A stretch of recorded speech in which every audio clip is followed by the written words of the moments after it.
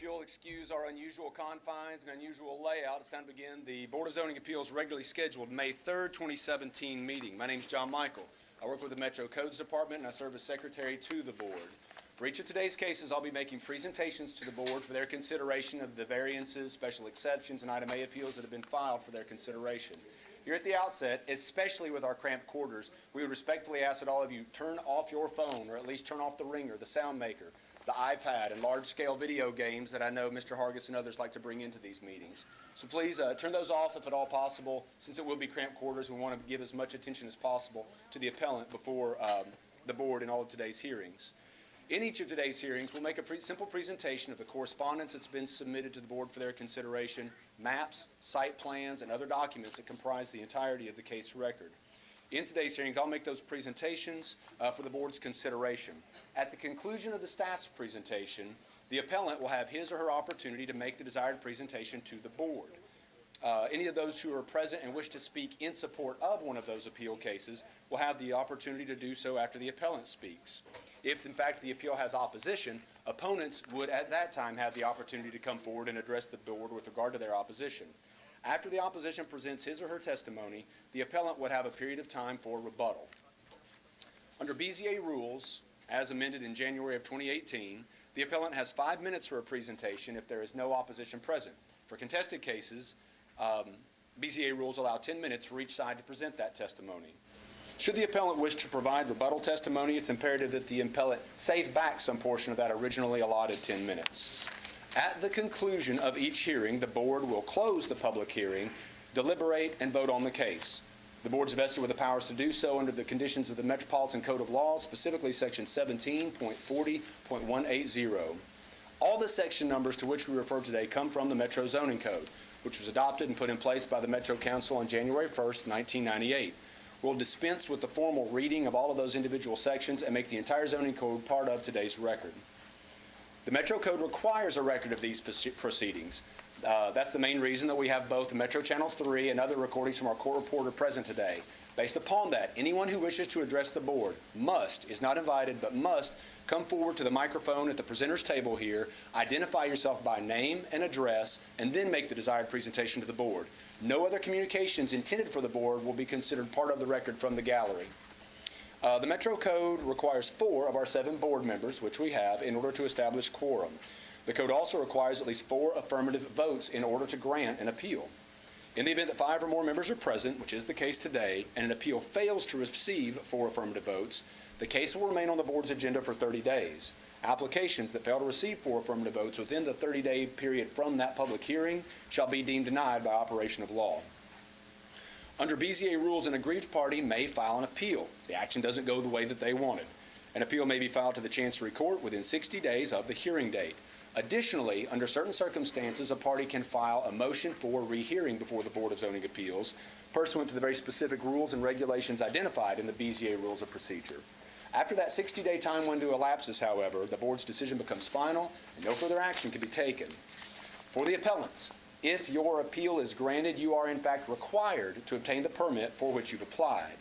A permit must be obtained specifically within 2 years of the hearing date in order to stay valid. After that time, you would have to start the process all over again and come back to the Board of Zoning Appeals for the variance that you sought. It should also be noted that if any false or misleading testimony is presented to the board, any approval that has been granted can be revoked at a later date by means of a show cause hearing before the BZA. So with that, to the members of the board, I would submit that all of the cases have been filed in the proper order. All appellants have been notified by certified mail of today's hearing, and all legal notice requirements have been fulfilled. Here at the outset of the meeting, we will make 2 announcements with regard to the docket. Preliminary items, namely, case number 2017-122 involving the property at 4804 Dakota Avenue has been deferred 1 meeting to our May 10th docket, deferred 1 meeting to May 10. And actually, that's the only announcement here at the preliminary end. I said 122. 2018-122 should be about midway through your docket. It involves a property at 4804 Dakota.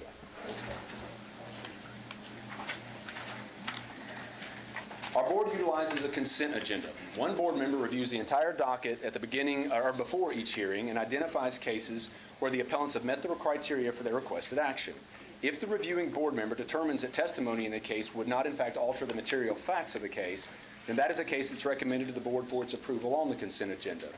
We will enter into the record those cases that have been recommended, and if anyone is here in opposition to one of the cases we identify from this list, please raise your hand and make sure that I see you so that we can pull that case from the consent agenda and then just hear it in its regular order.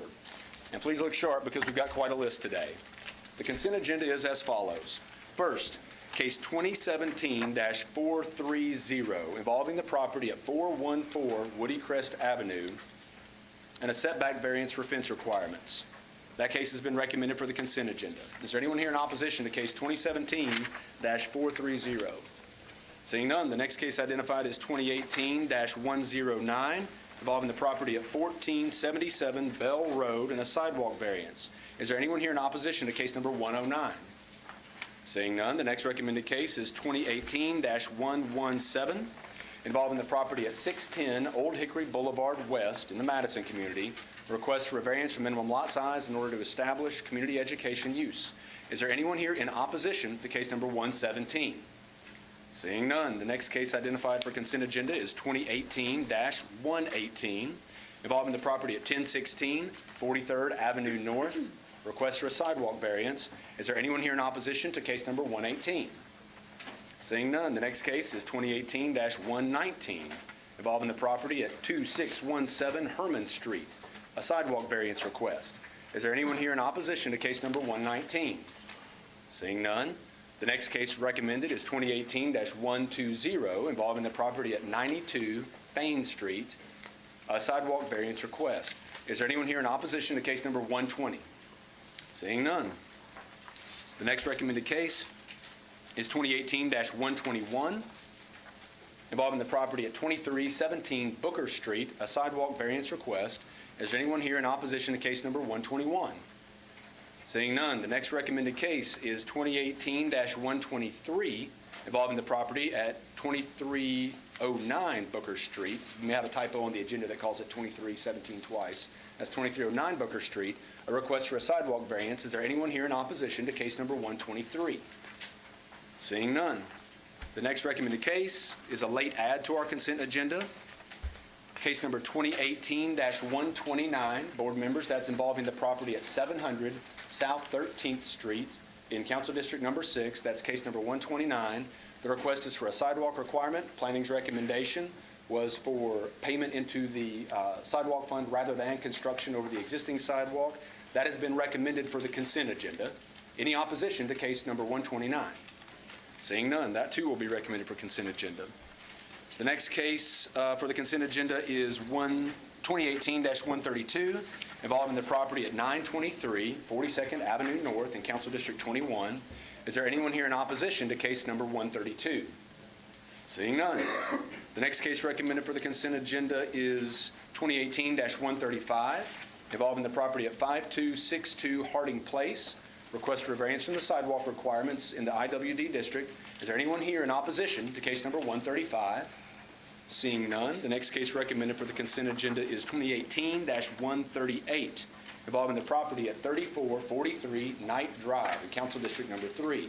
Is there anyone here in opposition to case number 138? Seeing none. The next case recommended for consent agenda is 2018-139 involving the property at 41 North Hill Street involving a sidewalk variance. Is there anyone here in opposition to case number 139? Seeing none. The next case recommended for consent agenda is 2018-140 involving the property at 1407 Kello Street in Council District number 2, a request for a sidewalk variance. Is there anyone here in opposition to case number 140? Seeing none.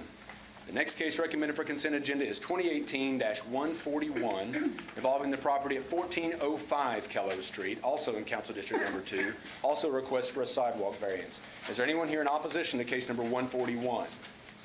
With that, Mr. Chairman, The consent agenda, which I will reread in just a moment, as for the sidewalk variances, of course, is predicated upon the appellants being willing to meet the Planning Commission or Planning Department's formal recommendations with regard to the variance, and that is the case for all of our appellants today. They have, in fact, agreed on those sidewalk cases. With that, the proposed consent agenda for the board is 2017-430, then case number 109, 117, 118, 119, 120, 121, 123, 129, 132, 135, 138, 139, 140, and 141. With that, we would solicit a motion on that case, on the consent agenda. Okay, thank you, John Michael. Move that all those cases just read be moved to the consent agenda. Is there a second? Second. Motion's been made and properly seconded. Any discussion about the consent agenda? Seeing none. All those in favor of the motion signify by saying aye. Aye. Opposed? Consent agenda passes unanimously. So, ladies and gentlemen, for those who are present and had your case on consent agenda, you're done. You're free to leave. You're free to stay, but you're free to leave. your seats will be taken very quickly. That's right. This must be Music City. Only the BZA would have a standing room audience here, right? We apologize for the having to be in these tight quarters. As you know, we had an election this past week, and we have early voting starting on Friday in the sunny West Room. So we made arrangements to be close by. So.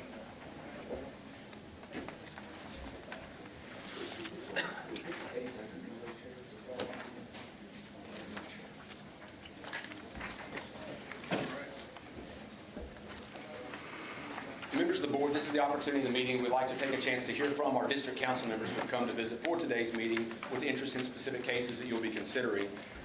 First, we're joined by a council member from District 23, Mina Johnson. Councilmember Johnson, if you would please come to the speaker's table.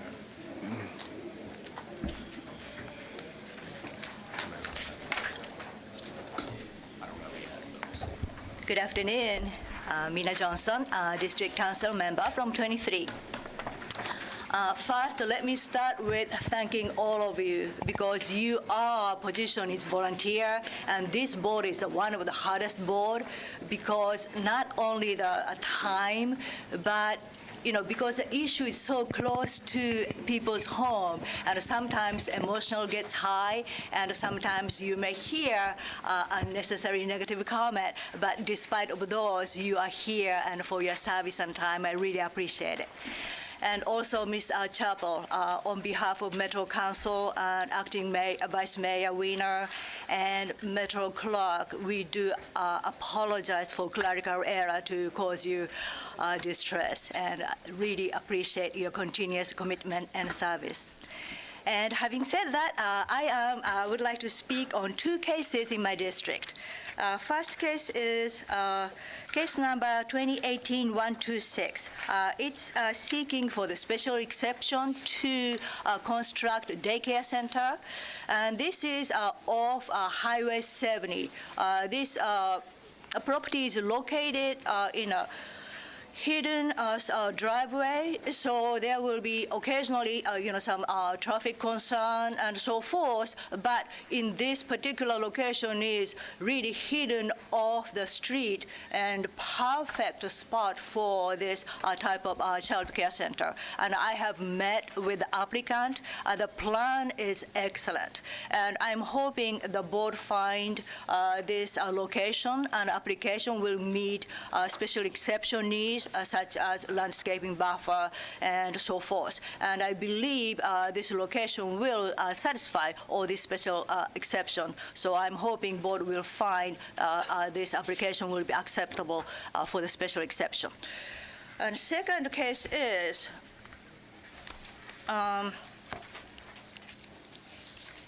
case number 2018-136. It is a short-term rental permit. And my short-term rental position is very, very strict. However, sometimes you have to see is a big picture. In this particular case, he has a lot of support from the neighbor, and also nearby neighbors are here to speak in support. And so this is, I think, just one case of negligence or, did not obtain the permit in a timely manner, I'm assuming. So for that reason, with lots of support from the neighbor, I would ask for a little leniency on this case. Define leniency. Yes. If you follow specific metro ordinance as It's of a right now, it year, will as be you 1 know. year. Yeah. Yes. But in the past, board had case by case, you gave sometimes 1 week, sometimes 5 days, sometimes no, variance at all. So I would like to hear his case, and I would like you to see the neighbor's support, and I would like you to decide what would be appropriate, violation, the Sure. response to the violation. But I just want to emphasize in this case, which is rare, because most of the time neighbors are, oh no, short-term rental, too much, strangers and noise and so forth. But in this particular case, neighbors are embracing, as much so to literally come to speak on behalf of the applicant. So for that reason, I will be asking your kind heart on this case. Any questions for Councilor Johnson? We really appreciate you Thank being you. here and taking the time to speak out on behalf of your district, so thank you. Certainly. Thank you. John Michael. Mr. Chairman, we're also joined by Councilman Scott Davis from Council District Number 5. Councilman Davis, do you wish to address the board?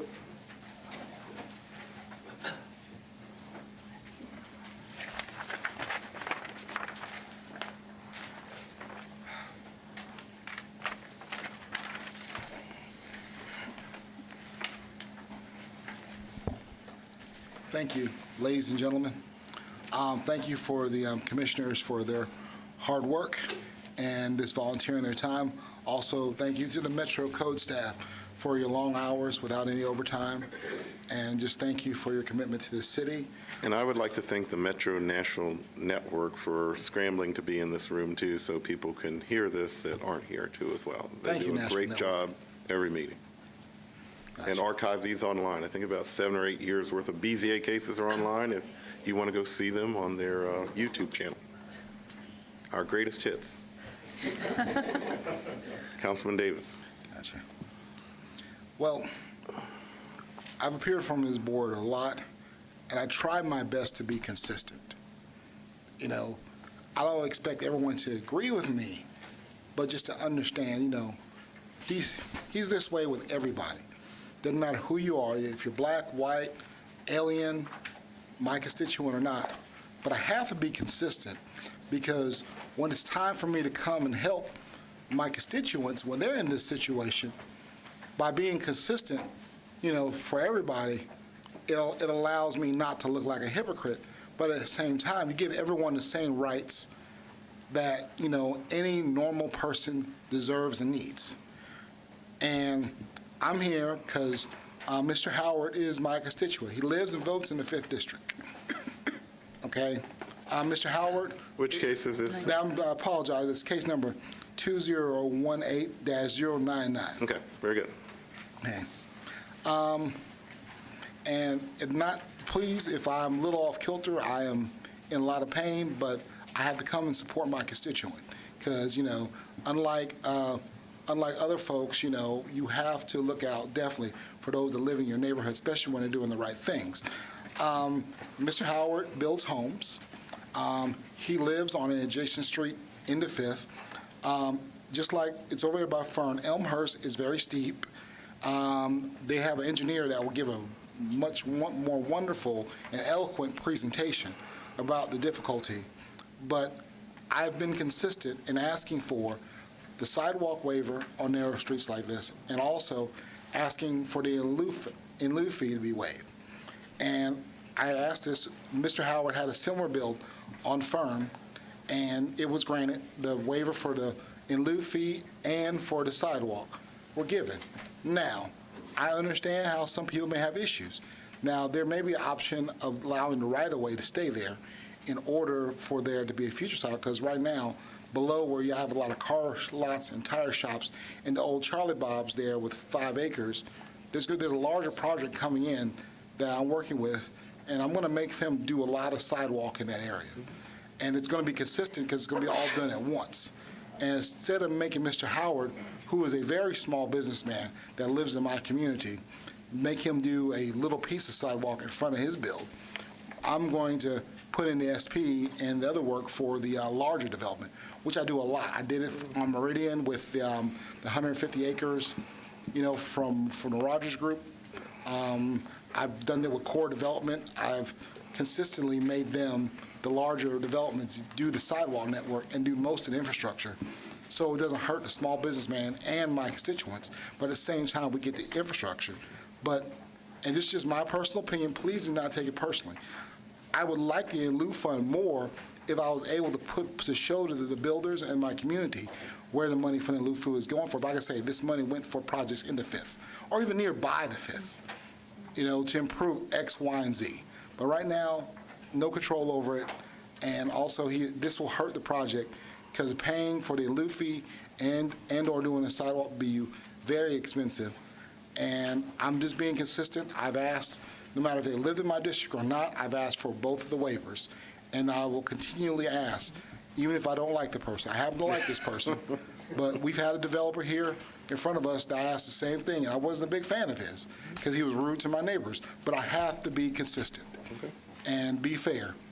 I'm not a judge, I'm not a lawyer, but I can sleep at night, and if I'm just fair and square with everybody.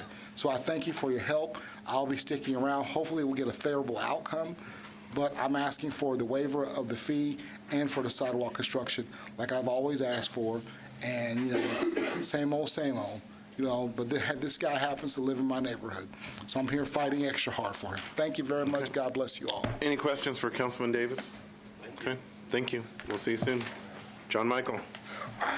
Mr. Chairman, we're also joined by Councilmember Brett Withers from Council District Number 6. Mr. Withers. Our neighboring council district.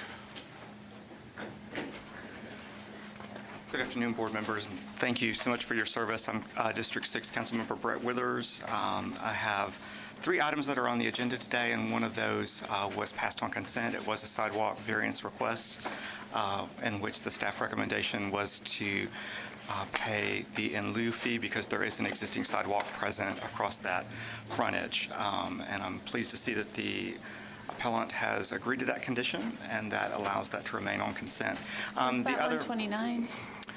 That was the one on South 13th Street, That's the right one. and that one passed on consent. So I'm Okay, thank happy you. to see that one is moving along speedily.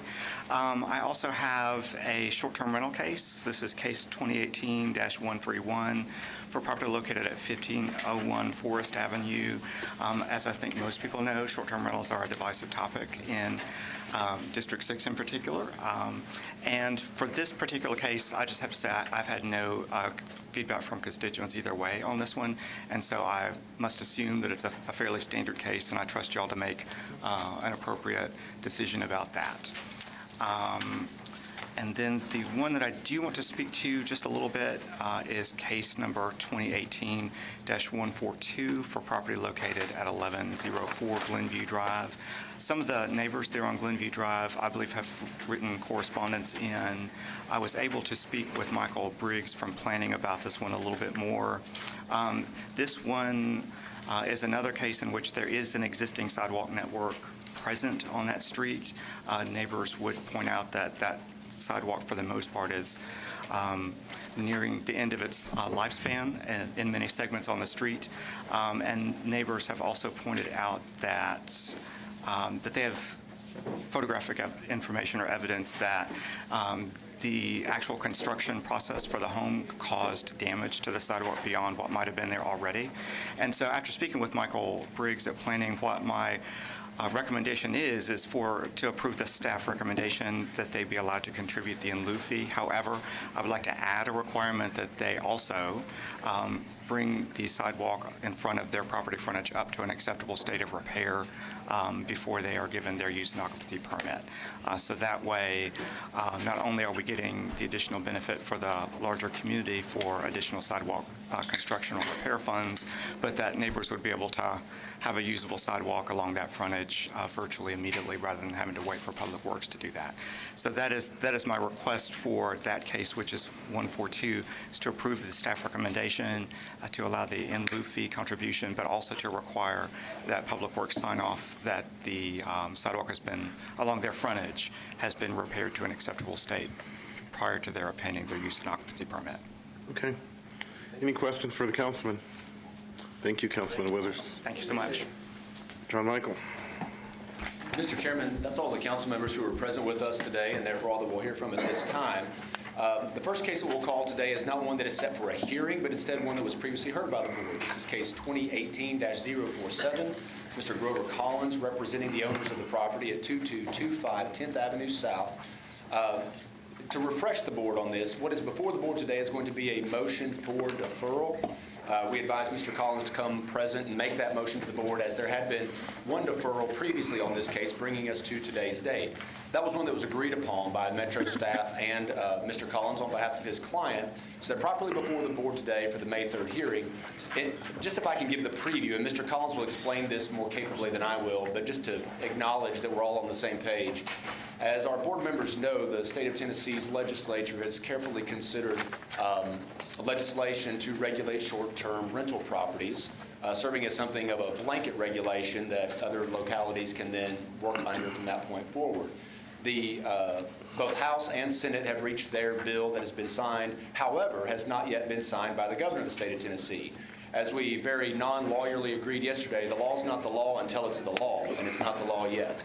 That's what we've got on our hands. We have every reason to think the governor will sign that literally within the next several days.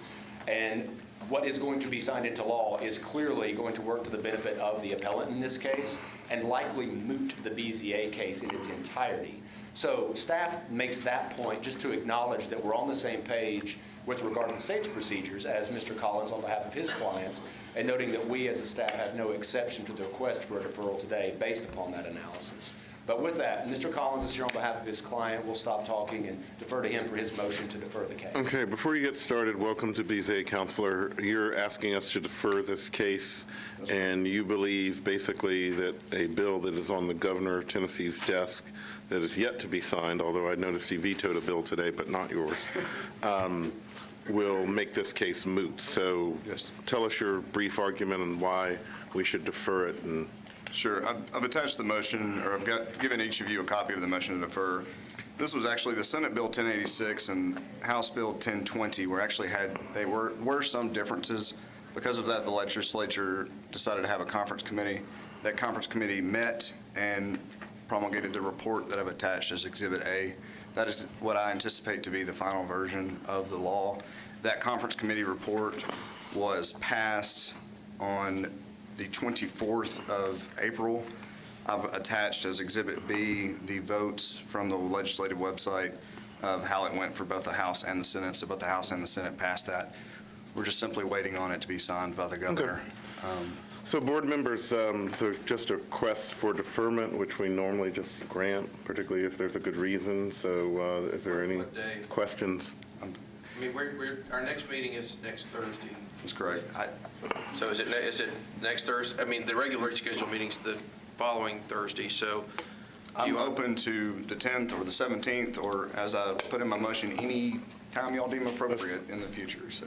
I think we'll hear it next time it comes up, so you just tell us when you think It could be needs to June. done. It could be June, just to be the So, I mean, safe. Pardon my civics question, but how long does the governor have before he has to I sign can it? answer that if you. Okay, yes. Our Schoolhouse Rock, Tennessee style. When was the bill of law? It was doing a lot of that. The legislature ended session on the 25th.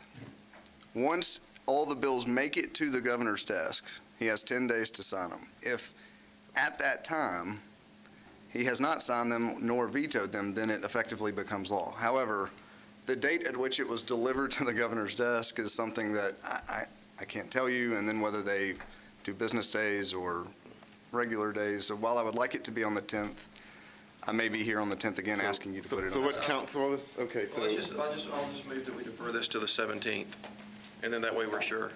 okay. Motion's been made to defer this to I'll the second. 17th. Motion's been seconded. Any discussion? Seeing none, all those in favor signify by saying aye.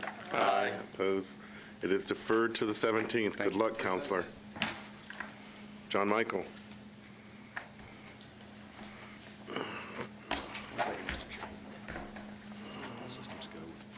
simple answer to civics questions. Oh, not when you ask a lawyer, come on.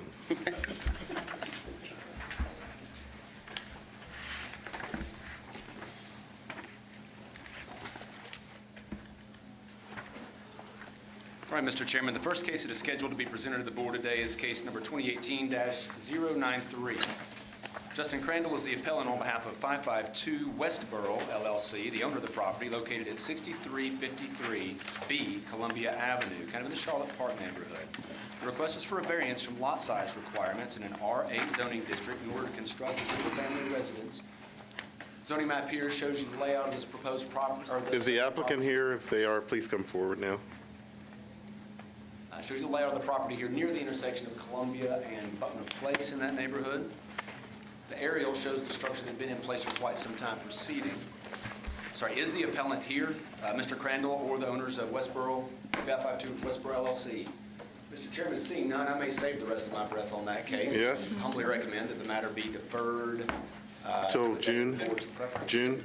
Well, on these, can we just hold off? I mean, We could heal it. I would say after about 30 minutes or so. We could heal it. Yeah, that's what I'm saying. Let's heal it, because I think I've put it at the end of the docket, at least for now, because I Okay. think See if for the he next shows up. 30, 45 minutes, there might Especially be some since we're in a confusion. different location, although I know there are signs telling. If it's after 2 o'clock or Okay. 45, I get it. John Michael, let's heal this case to the end of the agenda, and if the applicant shows up, we'll hear it today, and if not, we'll decide what to do then. That sounds good, Mr. Chairman. The next case for the board to take up then would be 2018-099. This is the case that Councilmember Davis addressed with you just a moment ago. The property is located at 147 Elmhurst Avenue. Jerry Howard, as previously mentioned, is the appellant and owner of that subject property. The request is for variances from both front setback requirements and sidewalk requirements in this, the R6A zoning district, for construction of residential units. The aerial here shows the structure that was in place previously at the end of Elmhurst, which is just above Fern Street. Our board members have seen a number of cases on Fern in recent days, just above the Dickerson Pike corridor. The site plan submitted gives indication of the proposed layout for the property. And from my somewhat recent site visit, the lower right-hand corner shows the face of the property in its current condition. As you can see, very pointedly, no sidewalks or much else at that location. Upper left-hand corner shows you the view directly across the street from 147 Elmhurst. And then these show up and down Elmhurst toward the dead end there in the upper left and back toward the normal flow of traffic in the lower right-hand corner. Is there anyone here in opposition to case number 99? Seeing none, the appellant will have 5 minutes to make the desired presentation to the board. Is there anybody out in the hall? Can someone check the hall? Or at least not for us, Mr. Chairman. Can we check again? See if- Or Jessica. And if not, we will heal this too. He must have been here. He was here. Yeah, he was here. I thought somebody. Scott Davis.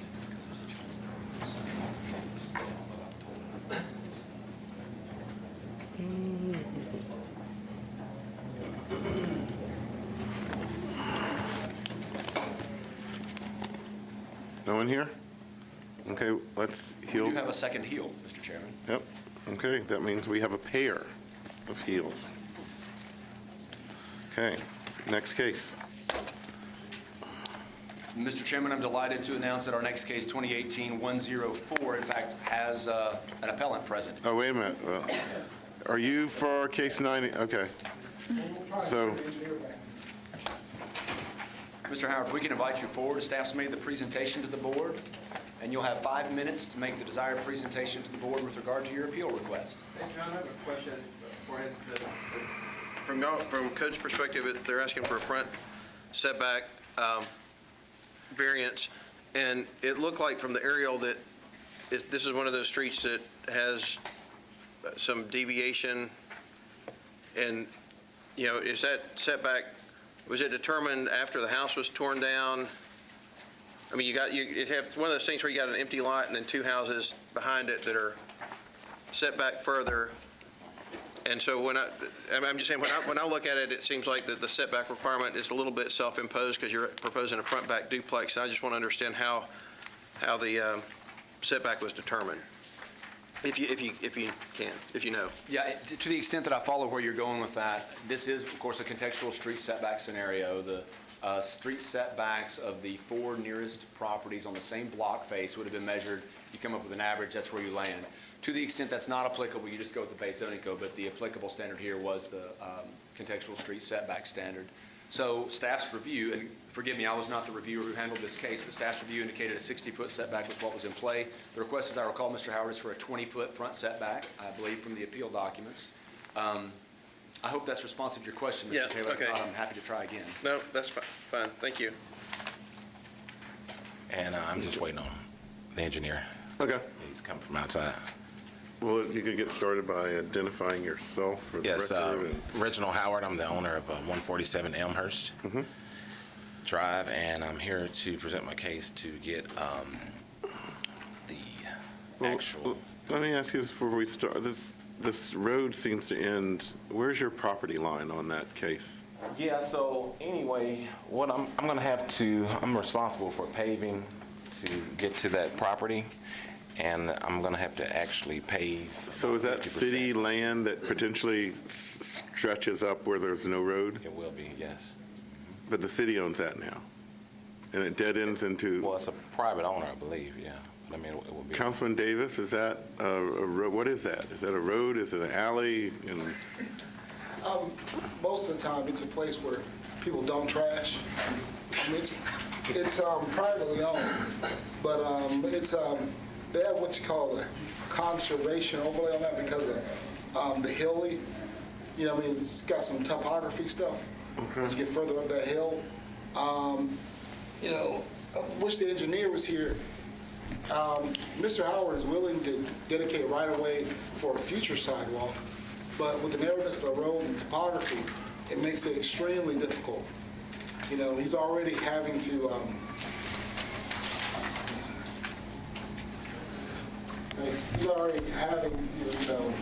deal with those issues. So we could just. okay, Mr. Howard, is your engineer on the Fulton complex right now? Is he parking or? Yeah, no, Okay. he's already here. He just wanted to make a quick phone call. Okay. So, Councilman Davis, you're asking for him to donate to the right-of-way, but then not have the sidewalk? Or the aloof fee. Okay. So, get us started with this, what you're planning here, and you heard his question about, did you hear his question? Were you heard? About the question about the setbacks. Yeah, I guess that's the case I want to hear is what's the hardship for the setback? And from the site plan, it looks like if the unit is at 20 foot, then most of the land between 20 foot and the street is going to be, looks like parking for that front unit. So, it looks like the whole site's going to be pretty well built. And so, the variance requires a hardship, so I was just wondering what's the hardship on this property? Yeah, well, we're okay with the setback as is, okay? Is 60 feet? No, it's not 60 feet. I think Richard just, yeah.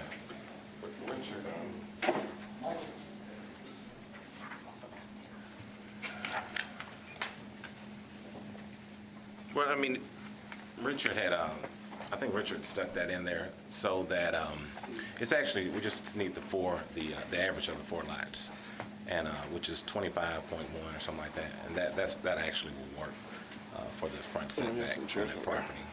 So we no longer need the setback. Okay, here's your engineer. So, questions for the engineer? So, I apologize. Michael Garrigan, Dale & Associates, 516 Heather Place. To clarify the front setback, I'm not exactly, we weren't a part of the filing of the application, but I believe, what I assume is that the adjacent setbacks information was not available at that time, so therefore it was ruled to be 60 foot, which is 3 times the base zoning. But since that time, there is a exhibit that his surveyors provided that shows the comparable setbacks. It's 25.86 feet, I believe. so you don't want to, So there is no setback variance being requested. The only variance request is the sidewalks. There's no current asphalt pavement, curb gutter, road frontage, et cetera, in front of this property, and it stops about halfway on the property on the downstream side. So there's not just 1 lot width of road that needs to be built for this to be a buildable lot, but 1.5. And so that makes it very challenging from a feasibility standpoint. The property also has, not extreme, but some topographic challenges with it that's going to have to be taken into account. What are those topographic challenges that you're? Just the standard slope from the front to the back. It's about an average of 10%. And it does make it a little bit of a challenge to get that front building at that setback in with taking what is a 50-foot strip of grass and nothing as of today, and then converting that into sidewalks on both sides, curb gutter, pavement in the center. Well, I said strip of grass. I suppose strip of mud. So Okay. is there a right-of-way beyond this property for the Yes. road? It looks like there is, It is. It continues down. but it's not abandoned? It is not abandoned. It's open right-of-way, unimproved right-of-way. This is the first of a handful of lots going down the road that all front onto the unimproved right-of-way. So, Is the biggest hardship on this the building of the curb or building of the sidewalk? I believe it's probably a combination of the two, but if the choice had to be made, it would be sidewalk. You'd rather build the curb than the sidewalk? Yes, sir. Well, if you build the sidewalk, you have to build the curb. That's a public works rule. I'm still not seeing the topographic issues. The picture we saw on one of the other slides just showed it, looked pretty flat to me, so I'm not, do you have any drawings or anything to illustrate it better? I don't know, John, if you could go front or back. Yeah, that one.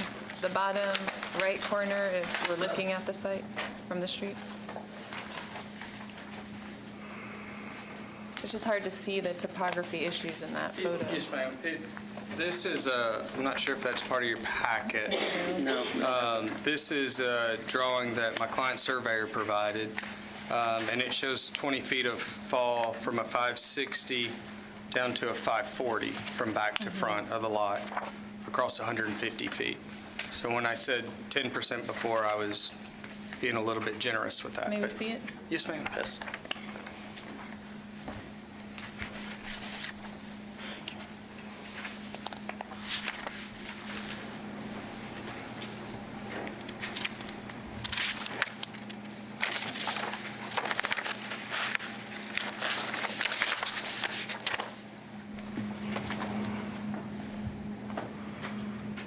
Other questions for the applicant? I'll ask my architect friend here, but, I mean, it seems to be at the same grade up the street. I mean, it's going backwards that way. But I don't know if there's a cross slope there or not. I can't tell if those are the same contours or not. And not following it. So, It's, I mean, it's flat. It slopes a little bit that way. yeah, it's deeper back there. It has nothing to do with the sidewalk.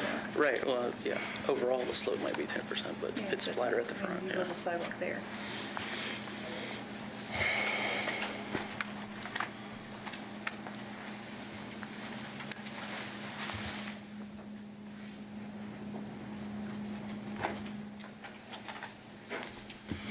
Other questions? So are any of the projects, are we going uphill as we go up that into the unimproved right-of-way? Or is it, Yes, sir. so are any of those your projects, or are they on, Just that one lot.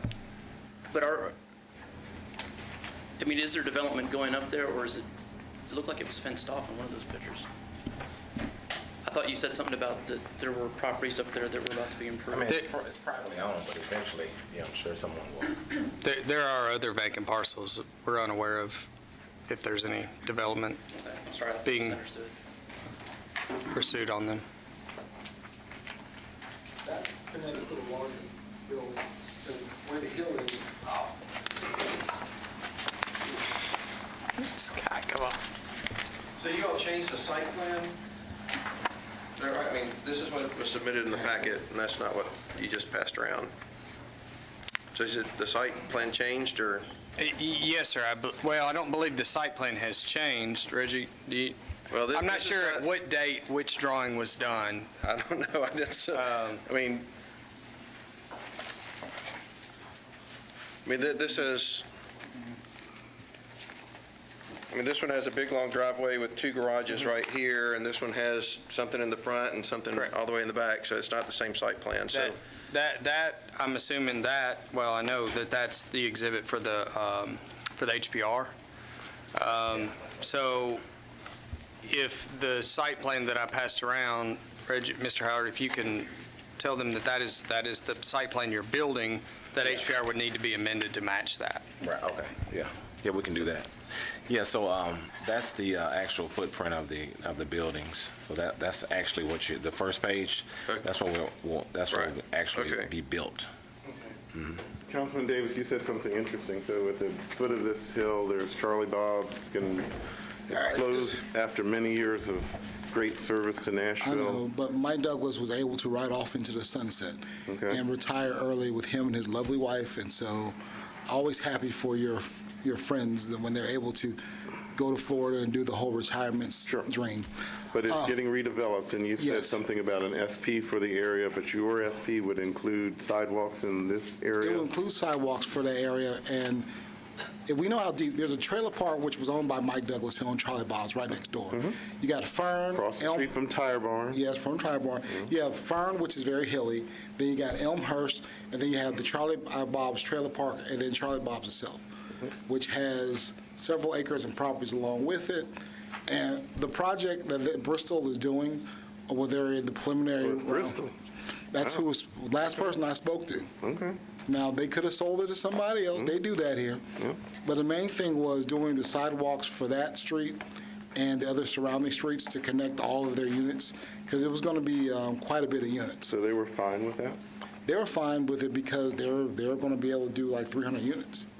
So instead of, so I mean, it's a great trade-off, I feel. So what you're saying to us is, let him out of the sidewalk requirements, because part of the SP of this adjoining property, they're going to build sidewalks in this Yes, whole area. that's what they're proposing, yes, and that's why I'm asking. I did it for, Okay. 3 other large developments in the district, because with the unit count, it hurts their pockets normally, but a small builder with just 2 units compared to 300 units, Okay.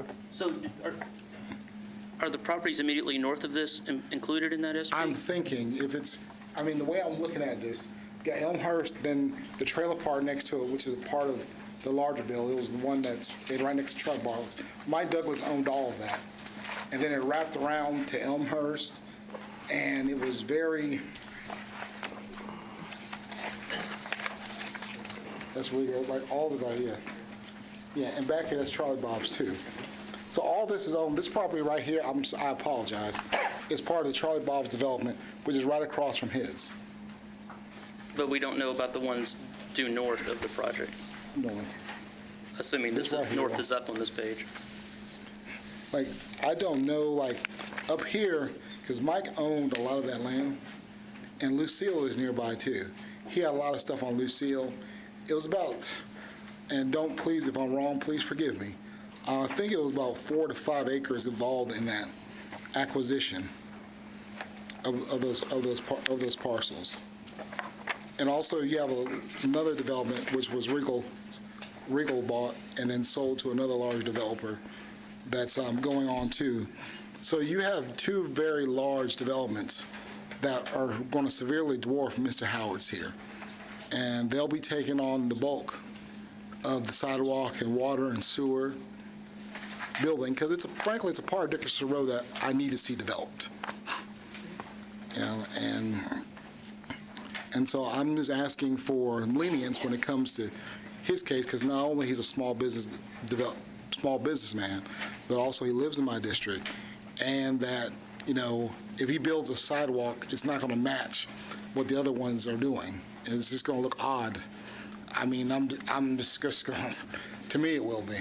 Because he's only required, if the board sees fit for him to build it, he's only supposed to build like a couple of feet in front of his house, his homes, or, because and he's not even on the street, so it's not going to give anybody access even to the bus line on Dickerson, where the large developments will. Okay, any other questions for the council person or the applicant or the engineer? So I guess I have a question for the engineer or the applicant.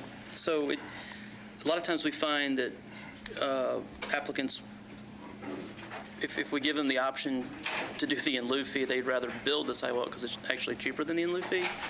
Is that the case here? Most likely, yes. Especially if you're going to have to be building this part of the road. Yes, sir. So That's my understanding. So there's a curb and gutter as a part of this. Are there drainage issues that will be caused by having the curb and gutter in this location? Is there any other infrastructure that has to go in it? Is there anything that you have to tie into underground? Other than water and sewer, it's not intended.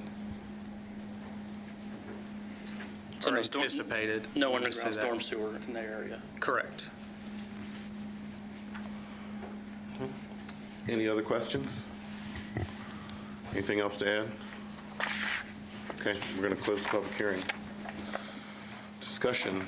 So, as the councilperson said, he is a vigorous advocate for people in his district that come for these, and this particular applicant just recently came in front of us and I think was granted one of these too as well. Discussion.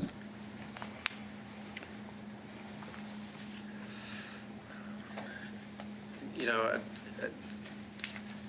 I had a friend the other day talking about how important sidewalks were, and we were just talking about this board and how so many of our cases are sidewalks, and the person's reaction was, well, that should be easy, everybody should have to do it, and then, oh, that's what the rule is, and, you know, it's easy.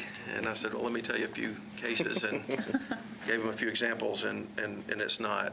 And this is just another example of how it becomes complicated. You know, on one hand, you have a developer that's building 2 homes, and those are typically cases where we say, yeah, no, this is the type of complete redevelopment of the land. You know, it's time to do that,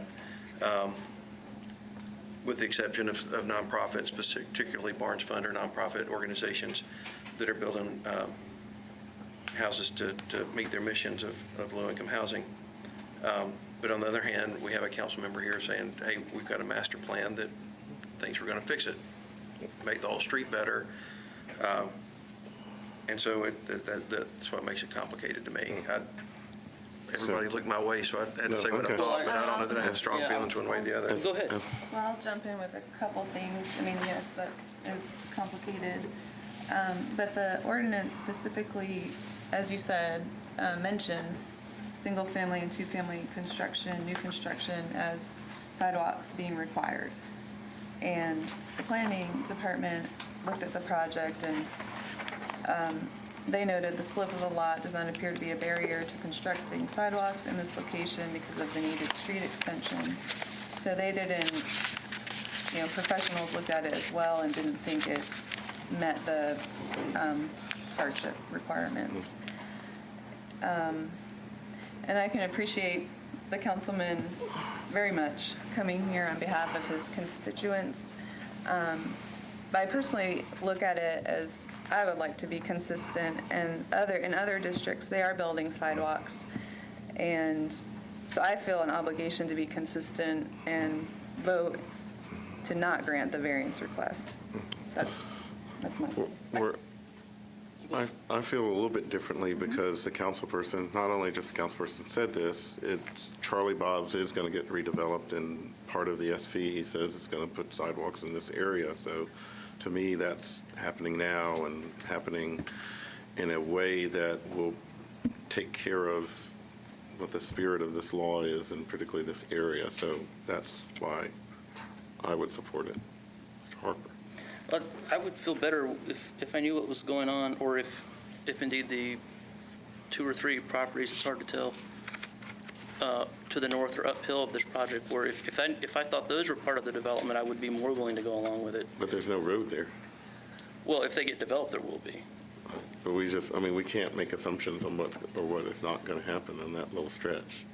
So for that reason, let me take a crack at a motion. I'll move that we grant the setback in the sidewalk variances from building the sidewalk or paying into the in lieu fund.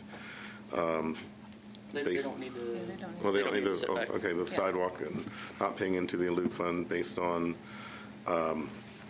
what is going on in the area, and also that the councilperson is working with the SP for the neighboring properties and getting them to build sidewalks in the area.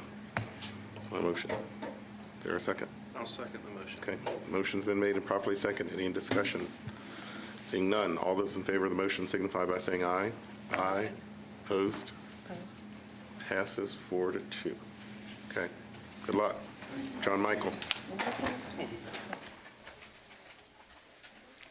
Mr. Chairman, the next case for the board's consideration is 2018-104. The appellant is Bob Bernstein, also the owner of the property located at 952 Clayton Avenue, shown here on the zoning map in Council District Number 17.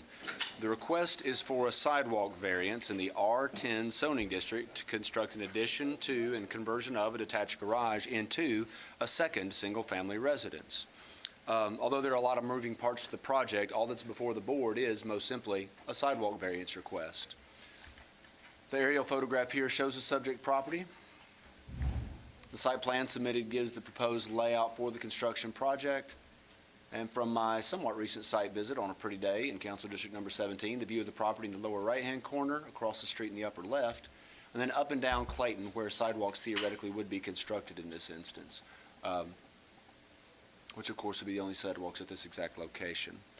Mr. and Mrs. Bernstein are present, and happy to have them here today to make the desired presentation to the board. By way of clarification, is there anyone here in opposition to case number 104? Seeing none, you'll have 5 minutes to make the desired presentation to the board. Please just introduce yourselves by name and address. Irma Paz Bernstein, 952 Clayton Avenue, Nashville, 37204. Bob Bernstein, same address, 952 Clayton. Just sitting here listening to the discussion today, and I understand sidewalks is a big issue that you have, and consistency is very difficult to deal with, as I can imagine the difficult job you have. This is a project we've worked on getting a permit for on and off for 2 years. And after numerous moments of frustrations, I realized that mistakes made by different people all along the way has led us here today. And then it's having to ask you to waive what we believe is a well-intended idea that doesn't work in every situation. The quick history is this whole project started more than 2 years ago when our kids were just 10 and 8, and we wanted to build them a cool tree house. But being an entrepreneur who has wild ideas, I thought about this during a long run, and as I tend to do, the project morphed into a bigger idea. I thought we could build a studio apartment on the first floor to use for visiting family and put the kids' treehouse above it and make the coolest treehouse ever. But then the idea expanded even further to teaching my sons about business by renting the apartment on the first floor, occasionally on a short-term rental basis, and having them doing the bookkeeping and sharing the profits. And I thought this was a pretty cool project. So after months of spending, designing the project with architects, we handed the deal to a contractor. This was and the whole important part of this whole ramble is that this was done in 2016, a year before the sidewalk ordinance came into effect. The contractor who tried to get a permit for 6 months, we then fired him after I went to codes to see what the matter was, and I determined mostly the matter was with my contractor who wasn't doing his job. And I quickly went through the codes process after taking it over myself. Again, this was a year before the sidewalk issue. We got down to the final thing, but then I was told, because I didn't want to tear down my current garage until I had everything done and have it all worked out, that we would not be able to get a short-term rental on our place because the permits were done. And that kind of killed my big project. So then I again put it on hold, and then finally I got mad and went back to the codes department and said, this doesn't make sense. We live on the property, and that's what the short-term rental, there was an exception for that. And after meeting with Mr. Herbert, it was looked at again and realized that codes was possibly misinterpreting this part of the thing, and we should have no problem getting a short-term rental. So then I started pursuing the project. By then, the problem was that the sidewalk issue had been passed, and suddenly even though we applied almost exactly a year before the sidewalk issue came up, we were now stuck with, because of various different things, and me not admittedly taking some responsibility for not pushing this thing as fast as I could, now we were stuck with the sidewalk issue. So that's where we have to ask for appeal. And I've lost, that's funny that, oh, it's okay, the rest of my notes are on the back, I guess. So we're asking for a hardship, and I understand that this is, again, the consistency issue and the different issues you hear are difficult to deal with. So one, we have a hardship because there was a misinterpretation partly by codes that caused us a delay, which caused us to be hit by this, which we never would have had. That being said, again, the requirement is well-meaning, but in our situation, there are some issues. We live on Clayton Avenue, right near a park where sidewalks would be wonderful, and we're all in favor of them, but there are no sidewalks for about 4 blocks on either side of the street.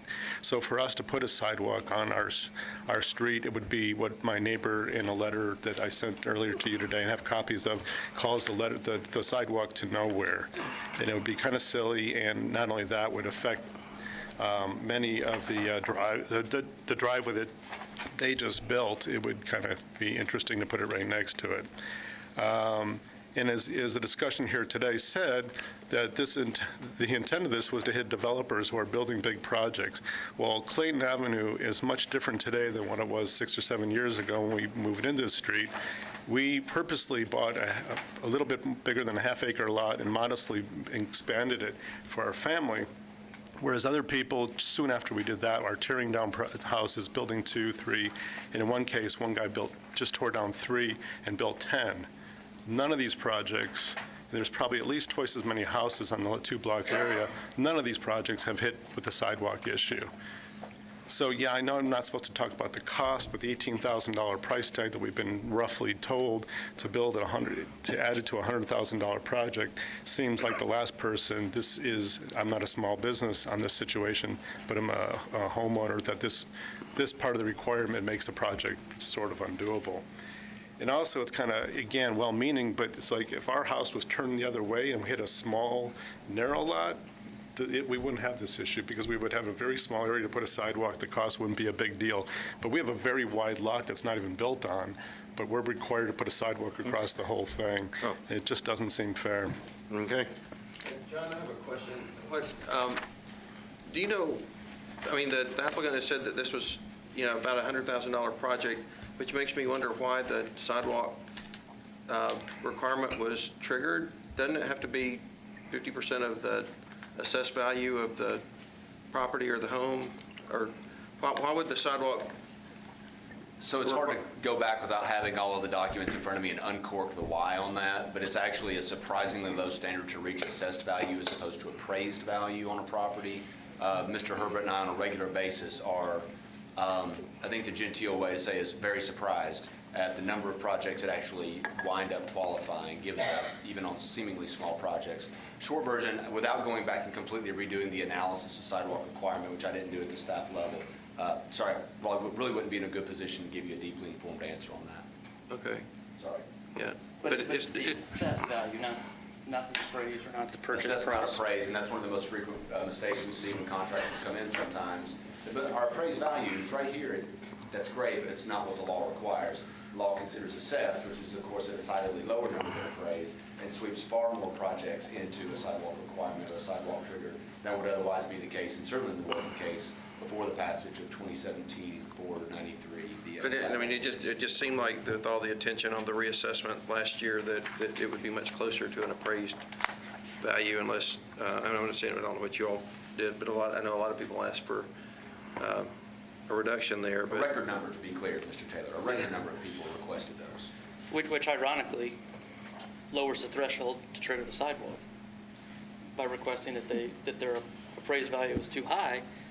They request it lower, and that lowers the threshold for them having to build the sidewalk.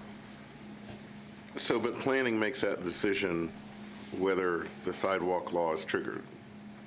Actually, our zoning examiners, upon initial review for the building permit, worked through the information provided through the planning department. Okay. We built a very capable software tool for us to use internally that helps us determine whether or not it's triggered on a certain property, and if yes, what the requirement is, whether or not they're eligible for the in lieu fund rather than actual construction as well. Okay. And I don't want to get too far in the weeds on this, but what about the construction cost itself? Does that factor into it at all? The cost of the project is the trigger a lot of times. For some projects, it's just the cost of the project vis-a-vis the percentage of that as a percentage of the appraised value. I see. Again, all spelled out in the ordinance. Okay, Mr. Bernstein, you said you had started this process long ago before the sidewalk bill, but obviously didn't get your permit, so what happened there? Yeah, it was partially, I'll take responsibility because our contractor didn't spend 6 months, didn't get a permit, and that's when we finally fired him because we couldn't figure out what was going on. Right. And then we got through the code process to the point where, after a couple months, but we were hit with, well, even if you get the permit, you can't do what you want to do. Right. And so we put the project on hold, and then I started looking at it more and realized, no, I thought that was a misinterpretation of the short-term rental situation. That's when I met with Mr. okay. Herbert, and by that time, he said, you're right. I went back and said, okay, now you're hit with the sidewalk issue. Okay, so we're here today to talk just on sidewalks, not short-term rental. Did he take the whole time? I have to take the whole 5 Yes, minutes? yes, he did. But we could ask you questions if you have a question. Did you have something to say? Quite frankly, I think my husband did a lovely job, but being that I am a mother of 2 boys, and I want to go back home and pick them up from school and tell them that I had a voice and I told how we feel because they've been part of the conversation. This was supposed to be for them. And they've been dragged through all this process. And children, I mean, it's their hopes. And $18,000 to $20,000 is a lot of money when we're budgeting for, you need to pick this toilet or that. And so I just wanted to speak up so they know that I brought them into the conversation because this home has been, it's a green home. We're very mindful about what we do for our community and in our community. So we would love that you guys consider that. Okay. Any other questions for the applicant? I do have one. Have you spoken to your councilperson, Councilman Sledge? He has sent us a note requesting we deny that. Yeah, he sent that. I sent a letter to him saying, I understand that based on probably what you read, that we don't, that sidewalks are a big issue and this and that. I think what he's missing, one, I just got another email from him because I forwarded the letter from our neighbors, and I just got a second email from neighbors saying, I'm sorry I didn't get the letter done, but this is a silly requirement for you. But yeah, I know Kobe's trying to get sidewalks in that neighborhood, and unfortunately, this is, to me, it's like I said, it's a well-intended law that doesn't work, especially in our neighborhood. It's too late. And if you want to start raising tax, I know it's not your authority, but to me, it's like, fine, have the city council pass a bill that taxes everybody to put sidewalks everywhere, and I'm all for it. But to do it on a situation basis like this for a small homeowner or a small business like the last applicant that you granted, it makes your job, like you said, you can't be consistent, and it's very difficult. It puts you guys in a very difficult situation, and it puts us in a very, either we're going to do this project or not, based on the answer today. Because you feel so, oh, I'm sorry. You feel so strongly about it, I would write to the council people about your concerns, and, at some point, they may edit the ordinance. Yeah, that's what I said to Koga. I said, I see you denying this in your situation, but what I hope you look at is the bigger issue, that this law doesn't work, and you need to fix that. But you're right. We're not the people that can say that. I know, and it's become more of a passion issue for me now that I look at it, how it hits me, and I've heard from the code department, and I know it's all third hand. All the other small people are getting hit by this for unintended situations. Did I hear you say that you had a letter from a neighbor? Yes, I have it here, and I have a second email, but I forwarded this morning. It might have been too late, but I'm happy to hand it. She's a neighbor right next door. I don't think I got it. I don't know if you have it. Bring it. Can I bring it? I have a copy. Or you can give it to David then. Do you know what you said this is a $100,000 project. Is that a pretty firm quote from the contractor? It's close. It'll probably It'll be less than 150, probably closer to 100, 120. But And then do you have any idea what the? and this- we had the budget from 2 years ago. Yeah, and it's, there's already a little garage there, so the footprint is there. We would just want to remodel it because we want it to look pretty. What, Oh, she and do wants you have to any know. idea what the assessed value is, or, The whole house? no, what the tax assessed value is? Do you have any idea? No, I got an appraisal on the house. I don't really understand the assessed versus appraisal. We did not appeal whatever, so I really don't know. Okay. For just the garage part, or? No, it's the No, whole. I'm just trying to figure out why. And the other inconsistent I can point out is, like, we were somewhat advised as saying you could, I forget what it's called, but we could duplex the property where we have two separate houses, and we could have done that that would allow us, one, to build bigger, and two, to do some other things. And go on half of it. But the problem is, we wouldn't be able to consider for short-term rental that we live on the property. So And it's we like, want to do that. so these issues, like, we had to juggle what makes sense. So we decided to, okay, we'll build a little smaller, but we don't have to split the lot and blah, blah, blah. So it was like, that's part of that whole long delay. And that it worked for our family too, because we wanted this short rental to pay off the loan that we would get Yeah. to build. And so our children can learn, you know. Okay. Any other questions? Sanford, did you have anything else? No, thank you. Anything else? All right, is that it? Let's close the public hearing. Discussion. So this is one of those cases that started before the sidewalk ordinance, and because of contractors and issues related to short-term rentals, and here's the sidewalk ordinance, so. Well, I'm going to be consistent, and I don't see a problem with the physical characteristics of the property, which is part of standards for a variance. So I would not vote in favor of the variance request. And I'm sorry to them, but I do think sidewalks are important. There's children on the road. I have a child myself, and walking on a sidewalk for safety of the children is so important. And I think that's what the council is, part of their mission is to make Nashville safer for everyone. Other discussion? Well, I feel a little bit differently. I understand what planning's recommendation was. At the same time, we have the option to allow them to pay into the in lieu fee, which helps them a little bit, not much, because of the width of their lot. I don't think we have any leeway on, I don't think we can say you only have to pay in the width of your structure. We don't have that ability, do we, No. John? Right. So, we have to give them on that frontage. Mr. Taylor? Well, no, the two, I'm again trying to find a hardship, and, the last one was, or an extenuating circumstance that would warrant it. The last one was the fact that sidewalks were reasonably coming, according to the testimony of the council member. Yeah, this one, to me, is one of those, again, where, my original question, I think, is still a question in my mind, is why was it triggered, and I'd like to know more about that. And I think that if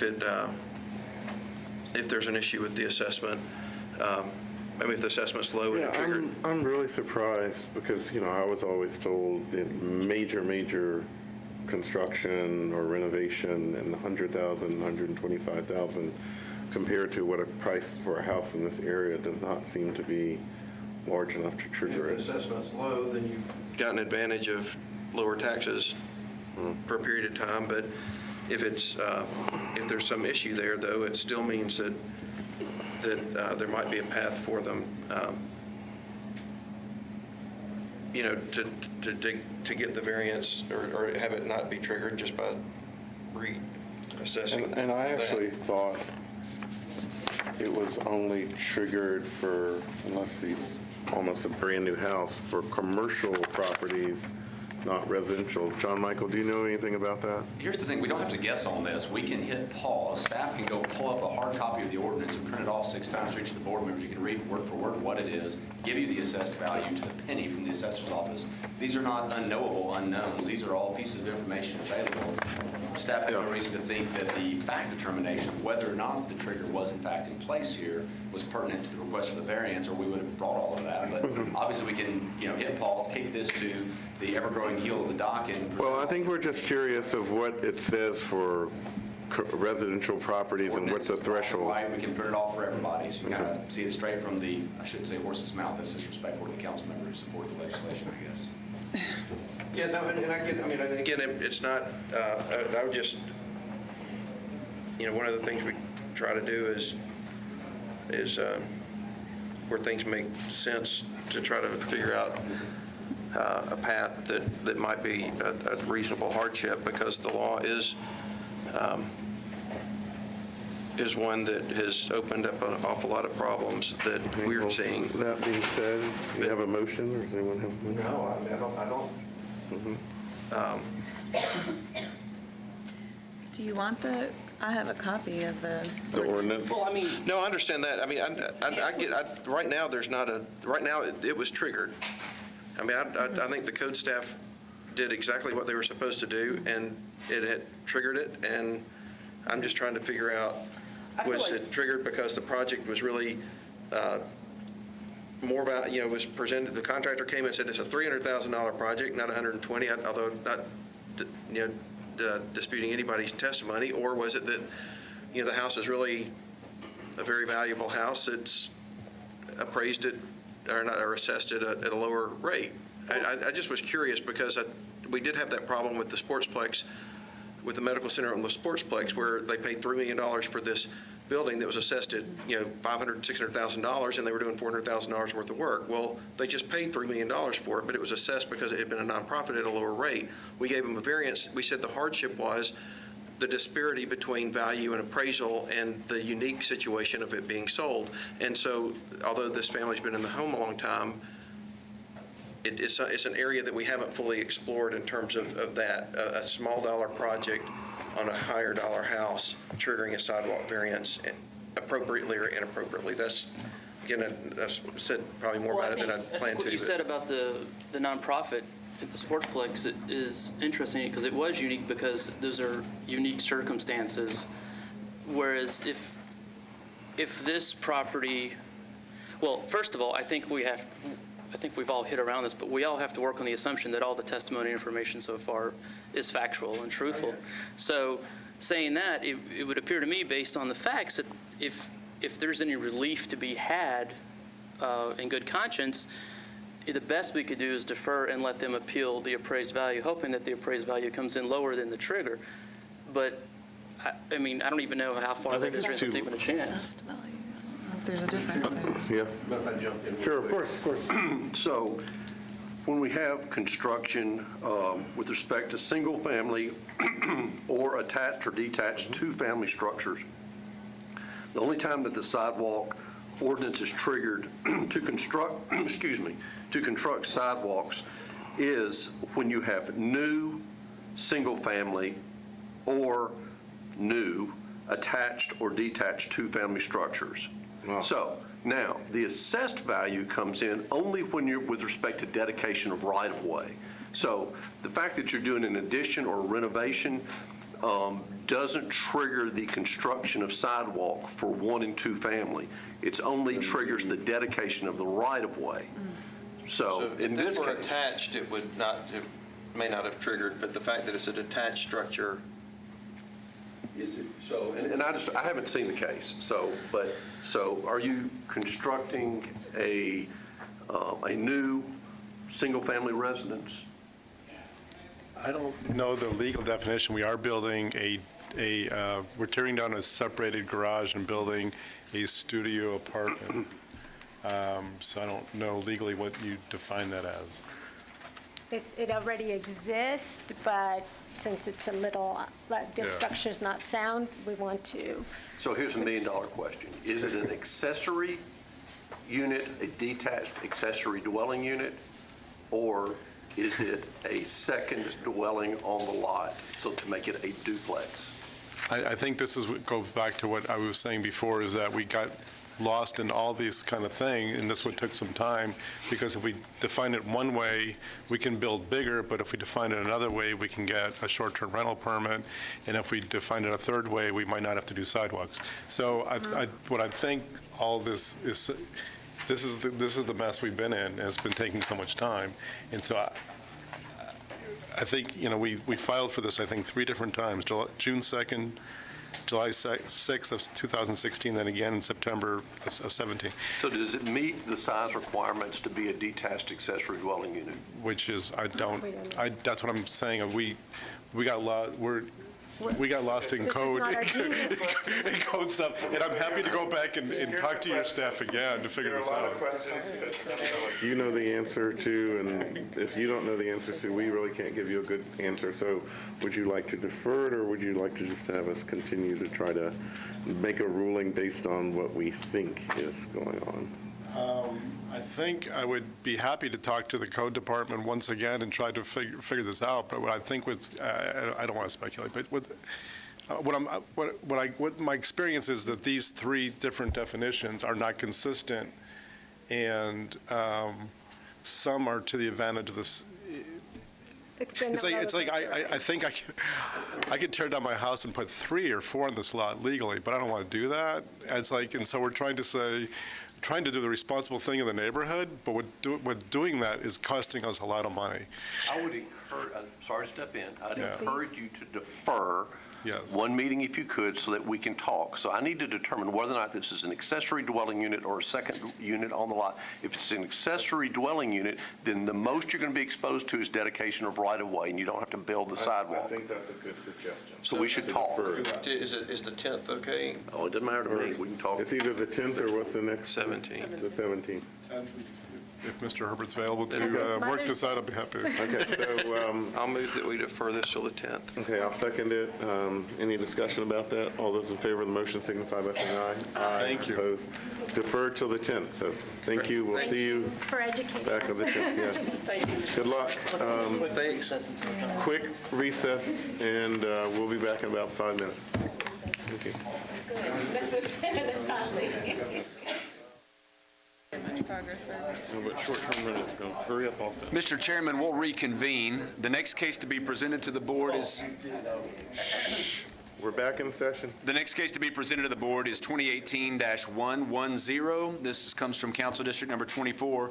Lauren Simpson is the appellant and owner of the property located at 4204 Idaho Avenue. This is an item A appeal to the Board of Zoning People behind, Appeals. we're in session, so no talking. Everybody stop talking, except unless your name's Lauren Simpson, I guess.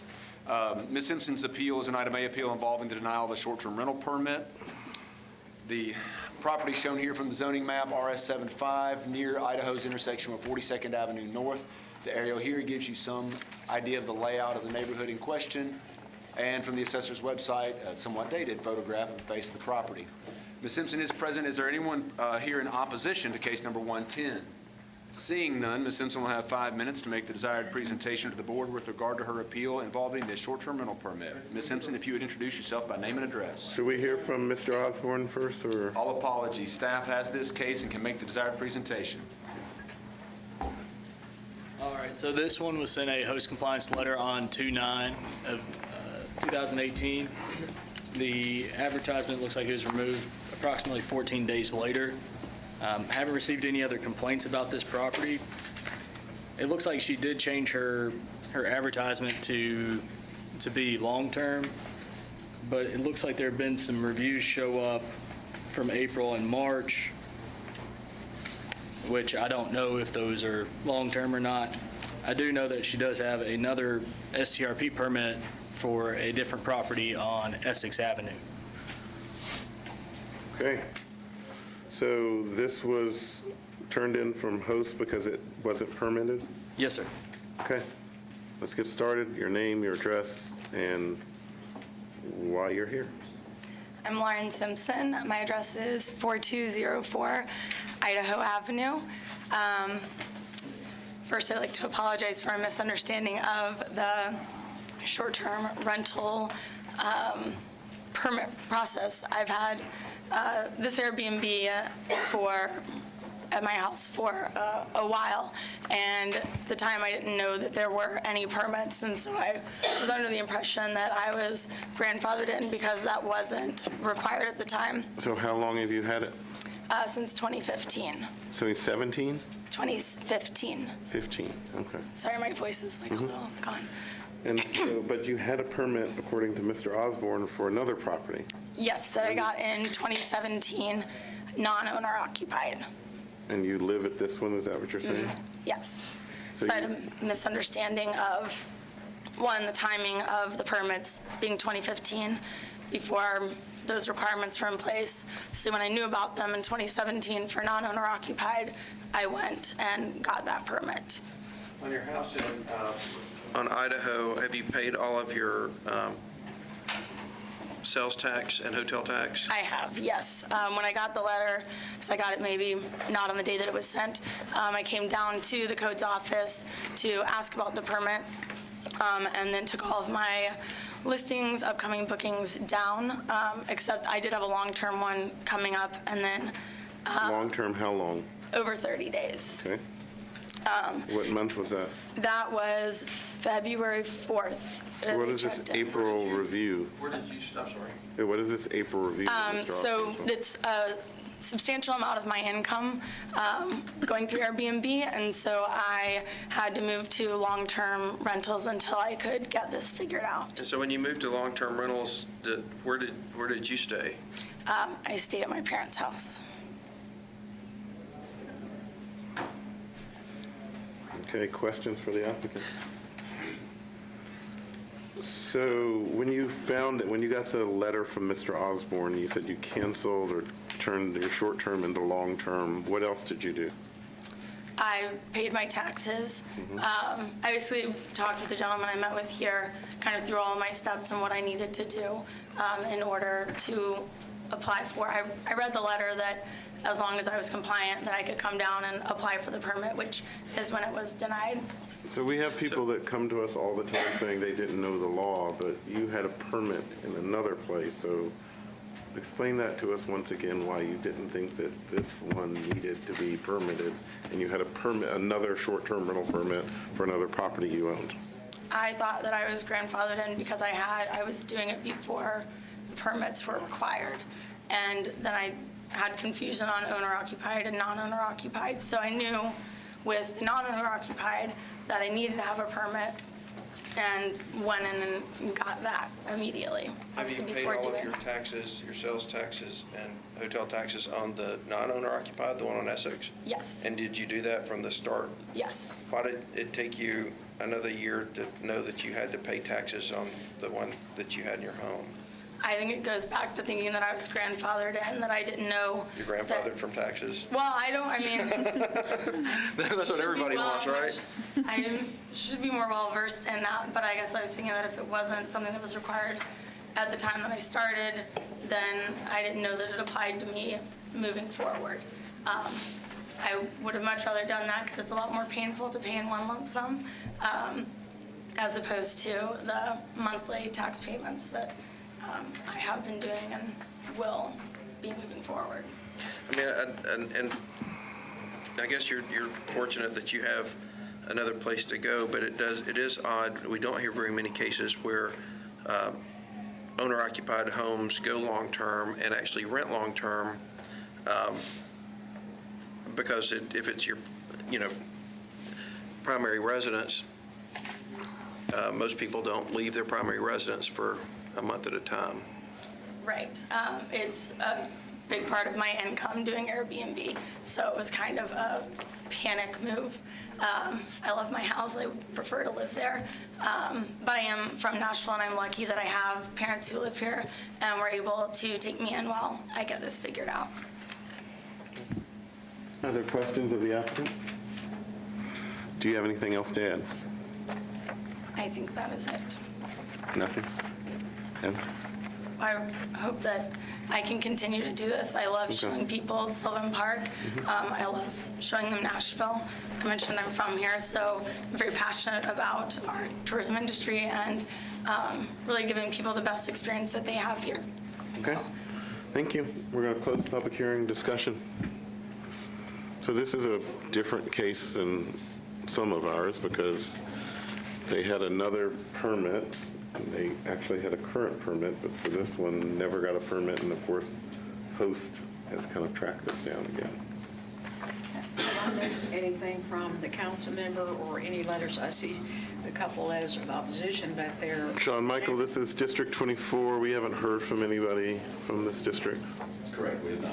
Okay. These letters are just generally opposed to short-term rentals. Not Right, this one sure. in particular, and there doesn't seem to be any complaints at all. And Mr. Osborne said that there was no other complaints related to not having a permit.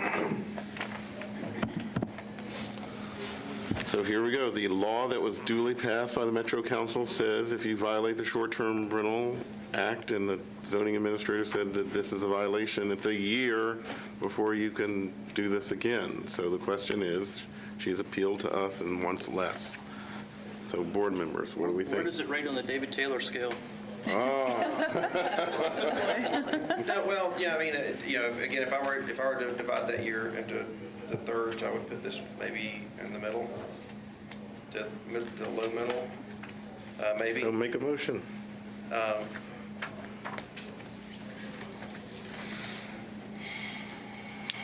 I'll do it if you'd like. Yeah, I mean, I'm just going through, the thing I'm caught up on is that, and I get people knowing, hey, this is my home, this is not, but there's, the tax issue and the other kind of push it up a little bit toward the middle to me, but. Would you say 4 months? Sure. Okay. From the 23rd of. From the date of the Someone has filing. to put that in a motion and get 4 votes. I'll do it, sure. I'll move that zoning administrator did not err, but we assess a time penalty of 4 months from the date of filing. The date of filing was February 23rd, 2018, so 4 months from that day. I'll second. Okay, motion's been made, properly seconded. Any discussion? Seeing none, all those in favor of the motion signify by saying aye. Aye. Opposed? Passes unanimously. You will be eligible in 4 months from what date? February 23rd. February 23rd to apply for a permit. Okay? John Michael. The next case for the board's consideration is case number 2018-114. Charles Botts is the appellant and Harwell M. Farah, the owner of the property located at 323 Ludi Street, just off the Nolensville Pike corridor, shown here on the zoning map. The request is for a variance from the required conditions in the CS, Commercial Services District, to keep 2 storage containers on the property in order to store inventory for a nearby retail store. The aerial here shows you the layout just off of that Nolensville Pike corridor for the subject property. The site plan submitted shows, it's actually not so much the site plan as the mobile storage unit location and layout. From my recent site visit, the view of the subject property in the lower right-hand corner, across the street in the upper left, and the view up and down Ludi Street at this location on this slide. Is there anyone here in opposition to case number 114? Seeing none, the appellant will have 5 minutes to make the desired presentation. Please just introduce yourself by name and address. My name is Melissa Varela, 1293 Spring Creek Drive, Nashville, Tennessee, 37209. I'm here on behalf of my stepdad, who's the owner of the business that is there, and Mr. Farrar is the owner of the actual property. The 2 storage containers that are there, I have a picture that I can pass around as well. Please do. The 2 storage containers have been there, I think, for 20 years since Mr. Farrar had the property. We use that for storage. We are a small local furniture stores. We have 2 properties, and in order for us to stay competitive in the market, we have to order large amounts, and we need the storage containers there. They are right behind. They're right next to our parking. They are not in the street. They're on Mr. Farrar's property. They are not pretty. They do need a facelift. We are very willing to paint them, make them look nicer. They're just like these 2 beige cans sitting outside. But we do need them in order for us to stay competitive in our furniture industry. And Why not do an expansion to your building? It's not our building. It's Mr. Farrar's building. We lease the space. How long is your lease? I think 7 years. You could build onto a lease space. Yeah, well, I don't think that Mr. Farrar wants to build on to that space, like because he owns the building where we are, which is the big white one, and then behind that 2 lots, he owns all of that, like where those cars are and stuff. So that big white building, that's all your space right there? We have a furniture showroom. And that's too full to keep Oh, we things- have 2 stores, and we actually also have a warehouse full of stuff. So you already have a warehouse. We do have a warehouse that is full, How about and we have getting those another storage warehouse? containers. How about getting another warehouse? Well, we can't afford another warehouse. That's already on we own those. We own the containers. We don't own the property. So that's something that we are, like I said, a small business, small in Nashville, local, and John Michael, why is this against our codes to have storage containers? That sounds like permanently on the property and being in use. Continue through deliberation while I pull up the specific conditions under CS zoning for that particular item. Okay, well, I'll Ask a question. What is this picture? What does that represent? that's the view from the street to you can see the storage containers back there in the background. That's our store. The white with the purple stripe is our store. That's our parking on the side, and right beyond the parking are the 2 storage containers. Very Right. small, those very small, okay. And they're right up against the building. Michael, I think it's referred to the board under 17-16-070-1 and 3, and I have that if Okay, Your yes, Honor, please read that to I was about to say, if Your Honor is wanting to please. hear it. No honor. Okay. It says mobile storage unit. Within any calendar year, a lot of record shall have a maximum of 1 storage event for all units located on that lot. An event is defined as a storage period totaling no more than 90 days for all units. The storage period begins the day the first unit is located on the site and terminates 90 days thereafter, regardless of how recently additional units may have been added to the existing storage area. If all units are removed prior to the 90-day period of the lot, the storage period shall have been deemed to have occurred for that calendar year. And it's cited on your agenda under Section 1 and Section 3. That was Section 1. Section 3 says all units shall be located at the rear or side of the building where excess parking exists. Where excess parking exists. So it looks like it's violations of the code due to duration and to location, if that's helpful for the board. How did you end up having to file the appeal? So Mr. Farrar got a letter, I think because he had complaints about the lot with the cars that was back there. And then, so whoever came out, I think also noticed the storage containers, came in. And we at first wanted to see if we could move the storage containers to behind. So right behind, there's where the red little boxes, that's also part of Mr. Farrar's property. And so we didn't know if we were able to move it into that area, which would then be completely off of the street and behind the fence. So your main reason of wanting to keep this a necessity and your furniture, you don't have anywhere to store this, and you say you can't afford another warehouse? Yes. Question for the applicant? Why weren't you able to move the storage bins? They as told you us, were- whenever we came in, they suggested to come and appeal to see if we could keep them there, and then if not, to see if we could move them. They're not allowed anywhere except for the Temporary use. temporary. And it's like 90 days in a calendar year, it sounded like. And they also told me to make sure to mention that they've been there for 20 years, and it's never been an issue before until now. Okay. Other questions? I guess I want to ask the legal counsel why this is different from every school that I go to in Davidson County that has unattached buildings out behind them. Unfortunately, I wish that wasn't the case, but it is. Why is this covered under a different statute? Well, this is considered a mobile storage unit, and I think what you're referring to are portables, which are more permanent in duration. I mean, permanent in their structure and are constructed for the duration that is longer than this. So I think that would be the distinction without referring to the code on that. But if we were to grant this, this is permanently granting this to be on the site, is that correct?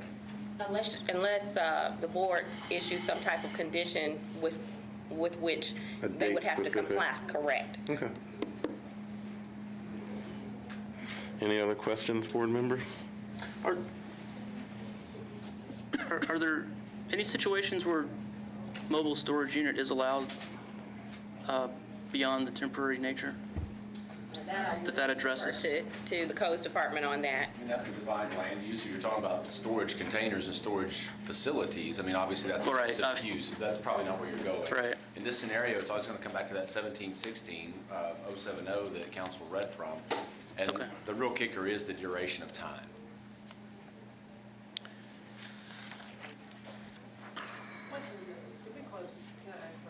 Sure, of course. What's in these containers? So one of them's full of boxes of bunk beds, the other one's got coffee and tables. And how frequently are you accessing those storage units? Pretty frequently, a few times a week. We sell mostly, I mean, people usually buy more like living rooms and that kind of thing, and so we access them, I want to say 3-4 times a week. They're going in there. To remove a bed? To or get, other- bunk beds or coffee and tables that need to be built. Okay, and how far away is the warehouse you already own? That warehouse, our warehouse, well, we don't own it, that we rent is like 2 blocks away, but also super full. Also what? Really full of stuff. We've got a lot of inventory. We've got the 2 stores, and and our owner purchases large quantities in containers that come from overseas and stuff to stay competitive, and so we have to have somewhere to put them, and that's why we end up, our warehouse is constantly full, constantly getting containers of things, and then we use that as well. Any other questions? Okay, anything else to add? Okay, we're going to close the public hearing. Discussion. So I'm just going to opine on the reason that this is not allowed is that essentially in this case, they're using it in lieu of a built permanent structure. And again, I'm opining here, but the reason that the code disfavors those in favor of a built structure is that these aren't anything that can be regulated or code compliant. So in a sense, you're working around having permanent building space. And I'm sure it's also aesthetics too. The applicant mentioned that these were not the Yeah, prettiest and looking that part ones. doesn't bother me so much, but it's a workplace. People are going in and out, and again, they're using them in lieu of a code compliant building. Yep. Well, you could have, there are certain sheds and that kind of things that you could have that would be more semi-permanent, like the outbuilding at the school, but even some that might be mobile, but have a permanency that would allow them, I don't know. But I guess, I understand the applicant saying, gosh, it's been 20 years. I also understand the applicant getting caught up in maybe they talked about the cars being, kind of junky, and so I don't want to necessarily use that word, but I can't think of something else. But the landlord who owns several pieces of property, and one is a car lot that maybe the neighbors didn't like and complained about, and then said, well, let's just clean up the whole area of the street, and it is kind of an eyesore. So I get that, but I guess to me the piece that would constitute a hardship is the total lack of alternatives, and it doesn't sound to me like, it sounds like it would be a major inconvenience, but that they're not alternatives. I mean, they're... Well, the alternative is buying warehouse space, renting warehouse space. Yeah, that's right. Or the same landlord could construct warehouse space where the cars are. Right, or having an inventory management system that deals with the flow. I mean, it sounds, like I said, as much as it doesn't necessarily make sense to say, well, gosh, after 20 years, I got to do something different, but that it was brought to the attention when it was brought to the attention, and I just don't see a path around it. So. And the other thing about this case, there didn't seem to be an end game. It's not like they said, okay, in a year, we're going to come up with a solution. It's just like, this is how we're just going to operate. So. Well, Well, this is the way we've always done it. Right. Yeah, and I'm inclined to be lenient, if not forgiving. So, I mean, another way to look at the 20 years is that you've gotten away with it for 20 years. Congratulations. So, I would be willing to support, giving them, if we can do this, council, if we can give them a variance, I guess, is what we're asking, is what they're asking for a set length of time, a year. I think they've already had 20 years, I'm not sure. And that's up for debate. I'm But just to me, saying. that there was no plan.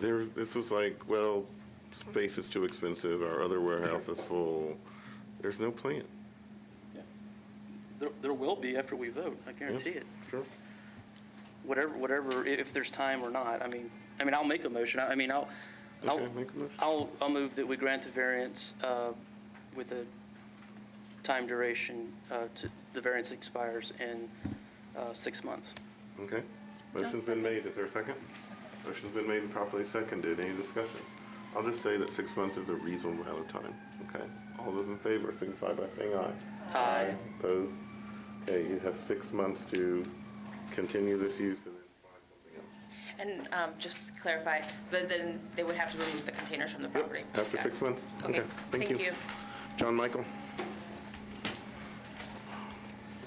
See you. Mr. Chairman, the next case for the board's consideration is 2018-116 involving the property at 924 Archer Street. Ryan Snellen is the appellant and owner of that property. This is an item A appeal involving a short-term rental permit. The zoning map here shows the proximity of this property to the end of the cul-de-sac on Archer Street. The aerial gives you an idea of the layout, although a bit dated now, and from the assessor's website with regard to the face of the property. Is there anyone here in opposition to case number 924? Or sorry, case number 116, I guess either. Seeing none, the appellant will have 5 minutes to make the desired presentation. Mr. Snellen, just identify yourself by name and address. Hi, good afternoon, ladies and gentlemen of the board. Ryan Snellen of 924 Archer Street. Give you a little bit of a history of the short-term rental is that I joined May of 2015 and then learned of the permit law earlier in the year with a zone change, and then upon going through this process, I've since learned that permits were required prior to a law change that was earlier this year.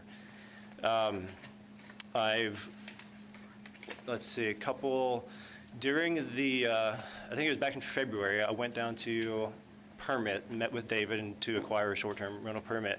My house was in the trust, and so he said that the trust, a non-natural person cannot be, the house basically has to be owned by the individual, not a trust or any sort of entity. So during that process of me transferring the deed from my trust back to my individual name, I received a violation letter. And so then, as I went back to David down at, I guess it's Planning and Zoning Codes, he said that regardless if I've started the process or not, because I received the violation letter, I've now have to come before you. And so he presented me the options, and I thought to myself, well, I don't have much to lose, so I'll come before you and ask for a change on what I'm able to work with as far as being able to come and apply for short-term. Okay, let's hear from Mr. Osborne. Tell us how this came in front of you and any sort of violations you might have.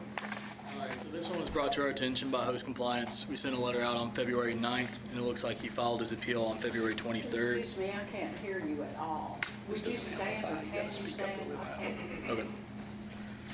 It looks like we sent a notice on February 9th, and on February 23rd is when he filed his appeal. There are some interesting things about this one. He has a couple different advertisements. One, and I quote, "This is a 4-bedroom home. 3 of those are solely dedicated to Airbnb guests, and the other for Jason, a permanent resident." The other one for what? Jason, the permanent resident. Okay. Also, it looks like there have been reviews in April. On the printout, I printed out April 9th. There were 2 reviews in April and a few in March. Part of the appeal process that they go through is signing a document saying that they will cease advertising and operating.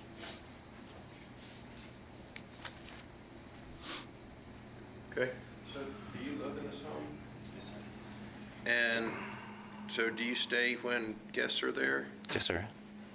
So are you Jason, the permanent resident, or is that I'm not somebody else? Jason. No, Jason is my roommate. Okay.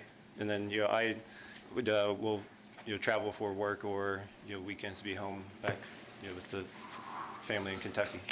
Okay.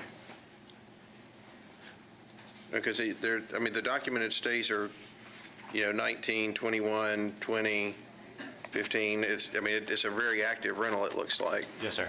Yeah, the proximity of downtown is about a mile and a half or a mile to the Music City Center. Right. And so it's, understandably, location is quite active.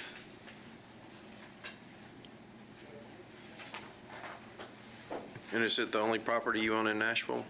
No, sir, it is not. I own 2 properties around the corner. Well, one on the same street, which is long-term rental. One I purchased, 2 I purchased last year, and undergoing renovation on one of those. Any other questions? Do you have anything else to add? Not at the moment until there's a question. So your driver's license says 924 Archer Street? Yes, sir. My carry permit reflects 924 Archer Street. My aviation pilot license reflects 924 Archer Street as well.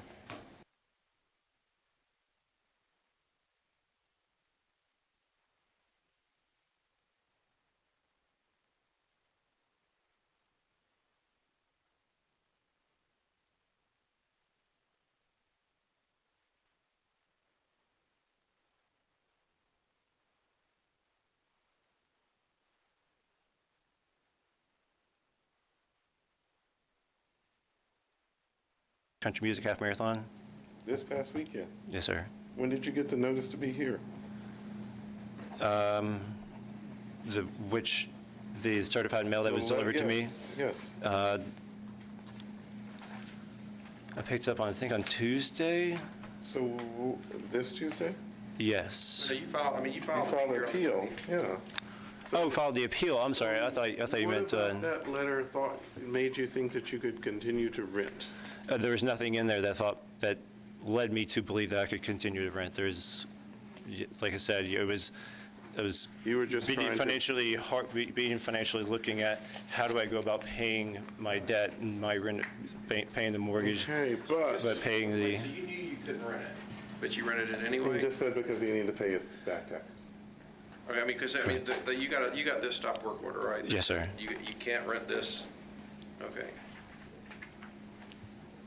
And so this past weekend for the Music City Marathon, you rented Friday and Saturday? How many Yes, sir. nights did you rent it? The weekend. Do you have any future listings up? Yes, sir. How many? I have to go back and check. So you're just ignoring that letter from Mr. Osborne? Again, I'm being truthful and honest, but yes, in this sense that I have to pay the taxes that are before me. So, again, it Okay. kind of at a loss of words. Any other questions? Not sure this is for the applicant, but is there a grace period to pay the taxes? When are they due, the back taxes? Oh, we're not familiar with what's required in terms of the tax payment, just that you don't get to operate unless you have a permit. We are not the tax collector. That's fine, I just thought someone might be able to answer. Okay, anybody else? Anything else to add? We're going to close the public hearing. Okay. So, the testimony is that he got the letter, continued to operate because he was trying to pay the taxes back to 2015. So, I don't know where, well, I think this would fall in the higher range of the Taylor scale. Yeah, I mean, the thing about it, the folks that, obviously knowledge is something that we can take into account, but when you, to get on the low end of the scale, there are a lot of council members that wish that every single case we heard would be a year penalty, and they have told us that we have the ability to have a range, and so that's why we've tried to figure out this general sense of where things fall, and the folks that fall in the lower end are the ones that get the stop work order, and they stop. They cancel all their listings, they don't rent again, and they wait till they come here because that's what the letter told them to do. And even though they may not have known, and I get that, but the folks that kind of ignore that basically get all the benefit of, that they were denied, and yet, we're kind of going against the order of the government. So I think it is on the higher third. Well, if he were divided into the third, it would be in the high third. Okay, well, I'll make a motion that we uphold the zoning administrator's denial of the permit, and that he will not be eligible to apply for a year until the first letter was given. I'll second. Okay, motion's been made and seconded. Any discussion? Seeing none, all those in favor signify by saying aye. Aye. Opposed? Passes. You're not eligible to get a permit for a year. After what date is it? The letter? You have a letter. 2/23, so 2/23/19. Yep, you get long-term rent, but no short-term. John Michael. Mr. Chairman, the next case for the board's consideration is case 2018-124. Paul Chinetti is the appellant and owner of the property located at 1255 First Avenue South, just not too far here in downtown Nashville. It's an item A case involving a short-term rental permit. The property shown here on the zoning map, residential area zoned R6. The aerial photo shows the close proximity to the other neighboring houses and the face of the property from the assessor's website. Is there anyone here in opposition to case number 124? Seeing none, the appellants will have 5 minutes to introduce themselves by name and address and make the desired presentation to the board. I'm Paul Chinetti. I live at 1255 First Avenue South. Hi, I'm Rachel Turner Chinetti. I live at 1255 First Avenue South. I would like to thank you all for your time. I lived in Chestnut Hill for 4 years now. My wife since last January. We started Airbnb after we got married at the end of last August. Here to apologize for the time we participated in the Airbnb without a permit and request a leniency so we may apply for the permit again.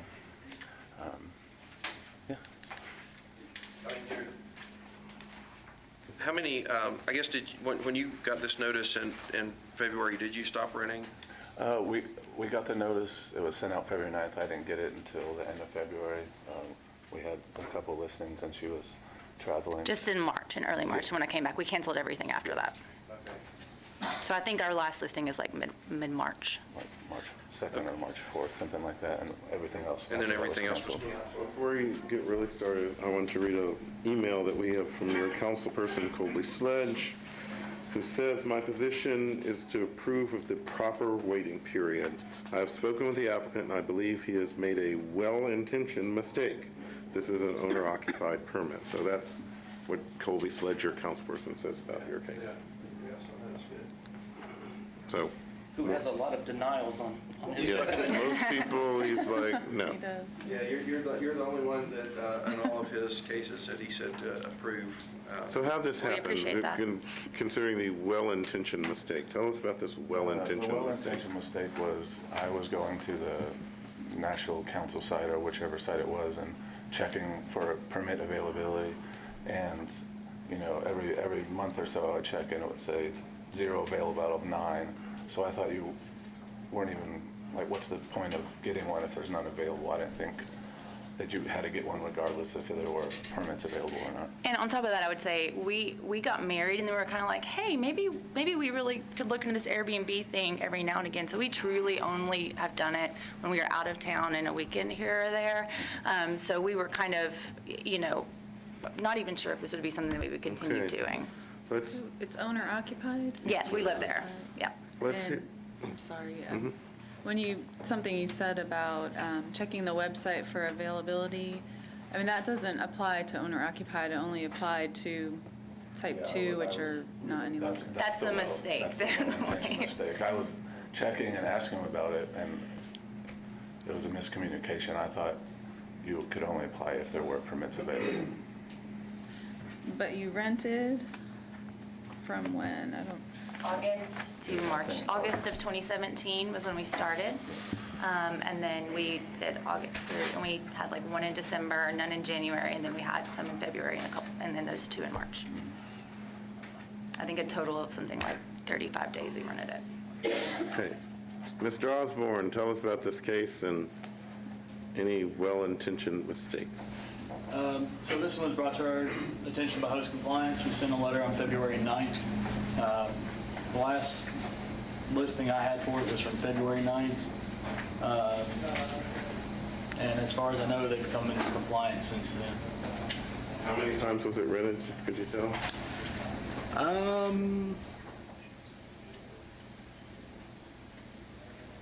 17 from, until January. I don't know if there was any Okay. more after that. Other questions? Do you have anything else to add? No, sir. Okay. Going to close the public hearing. Discussion. I mean, I'll move the zoning administrator did not err and that the applicant is eligible for a permit 2 months after the last rental, which appeared to be March 15th, which would make them eligible to apply for a permit on May 15th. Okay, motion's been made. Is there a second? Okay. Okay, motion, okay, Sorry, second. Now sorry. discussion.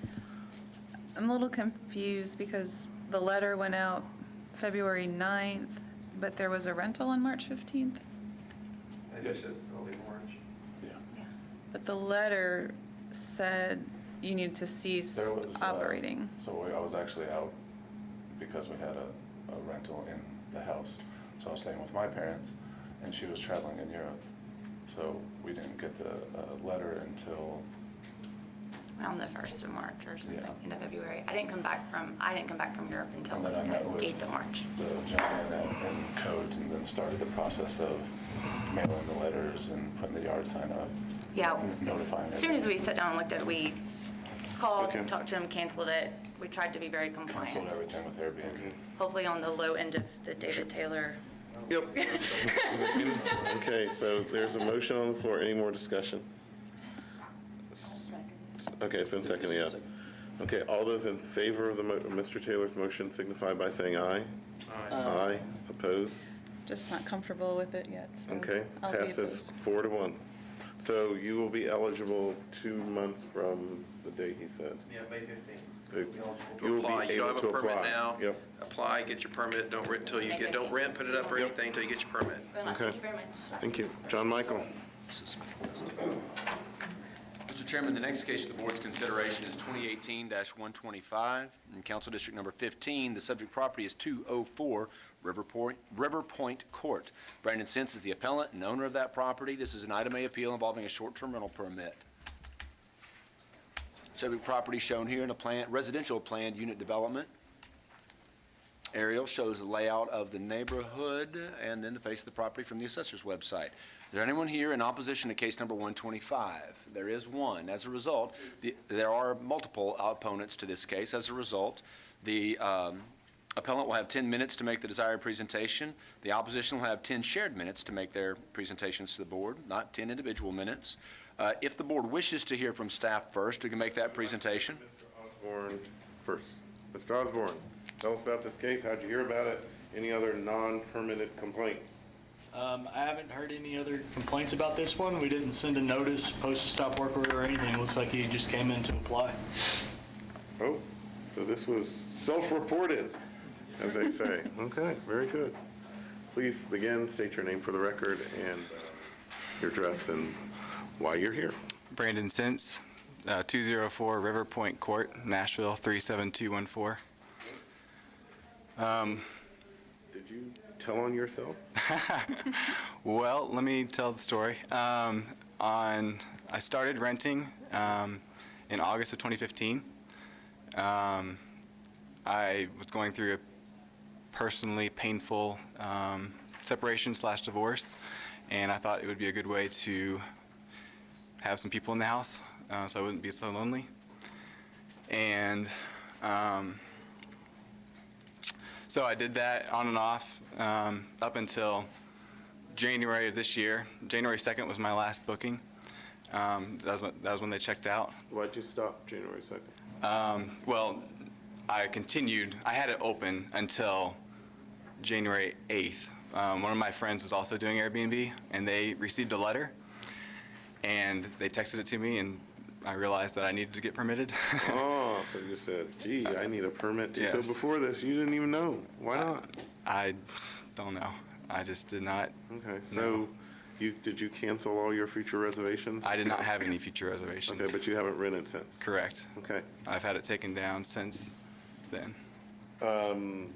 Questions? I mean, we have opposition. We'll hear from them, and you'll have rebuttal time, so. And this is your home, It is. and do you stay in the home when you rent it? I do. Yeah, I mean, I don't actively plan around.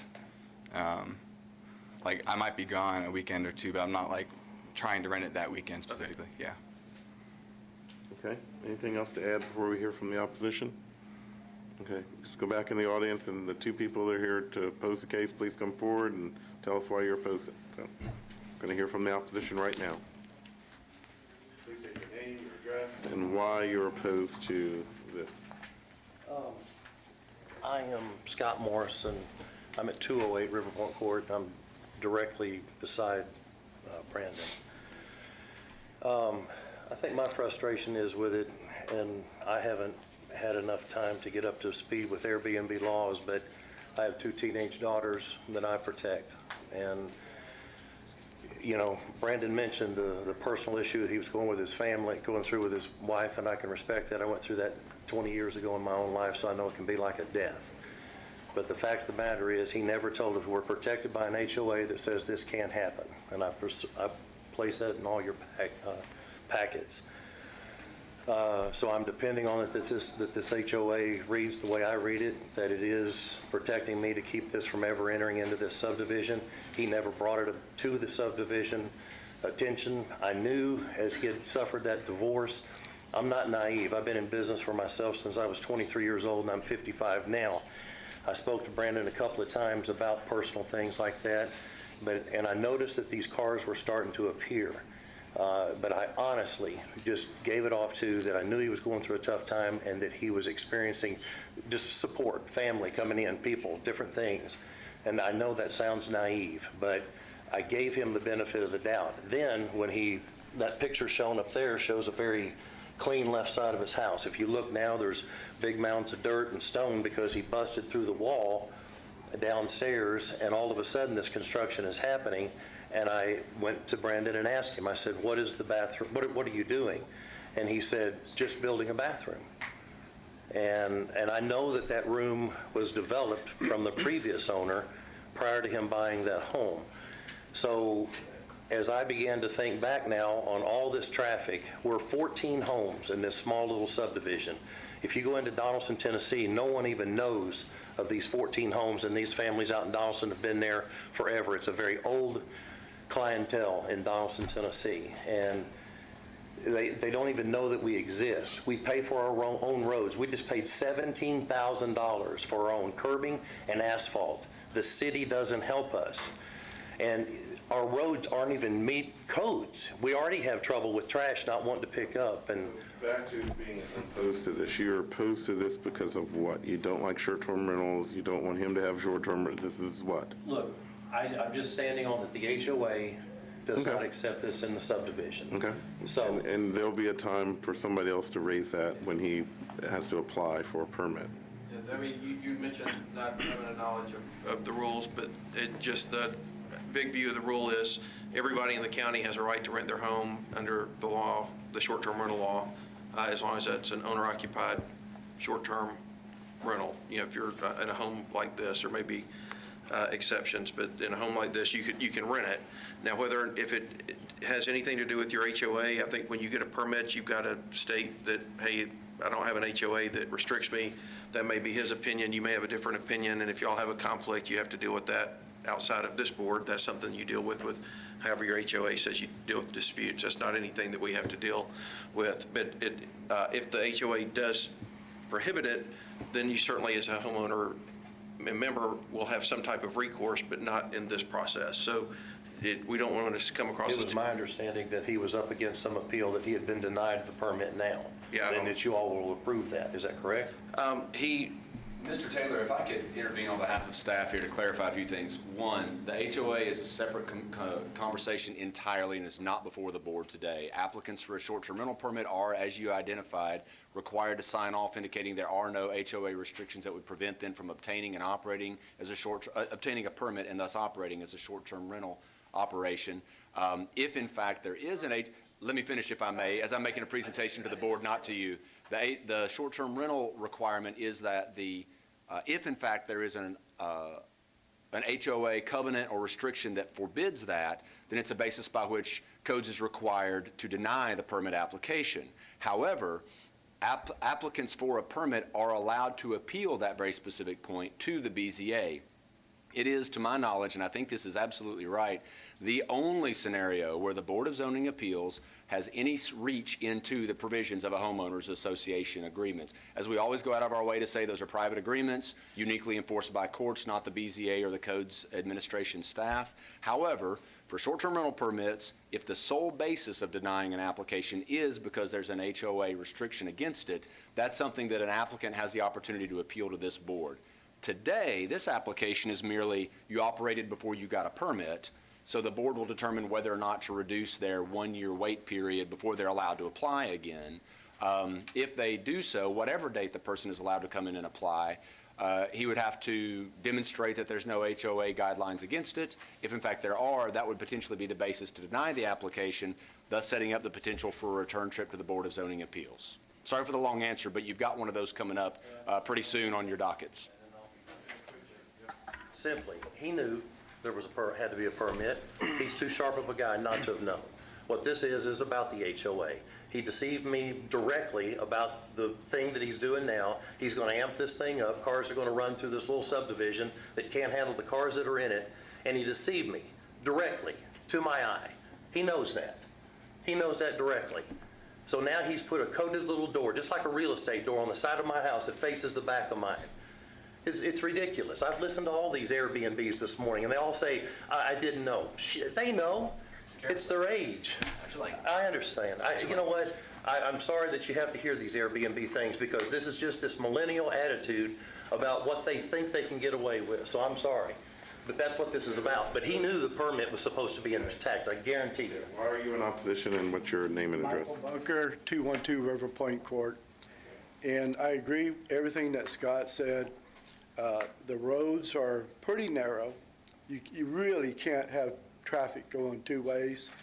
And if you look at the picture, he's got two cars there. Where's he going to park? In front of my house? He can't park in front of his because it'll block the road. Where are these people going to park? We own the roads. We maintain the roads. We pay for the insurances for liabilities, the lights, the whole pub. Where do we stop affording people to run a business on our property? It's ridiculous. Questions for the opposition? Okay. Thank you for being here. We're going to hear from the applicant again. Okay, this is rebuttal time. You get to respond to what you just heard. So, any response to what just was said? I just want to apologize to my neighbors. I didn't realize that that they were upset. I guess I don't have anything else to say. Are you aware of the HOA rules? My interpretation was that it was okay. Based on? On the reading of the HOA rules. Okay. It doesn't say I can't rent short-term rentals, and it doesn't say I can't, yeah, I don't know. Any questions for the applicant? Okay. We're going to close the public hearing. So this might be our first self-reported case. In a while. Maybe in a while. Yeah. Okay.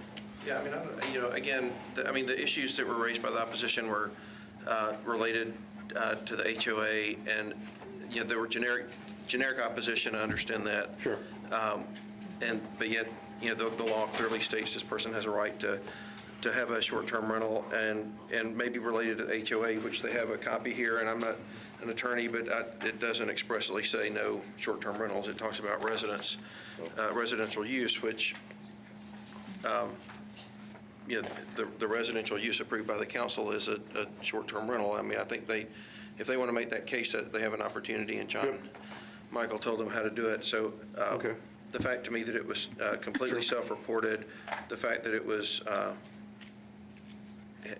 last booked on January the 2nd and not booked since, to me says that, and I'm happy to make a motion that we find the zoning administrator did not err, and that the applicant is eligible.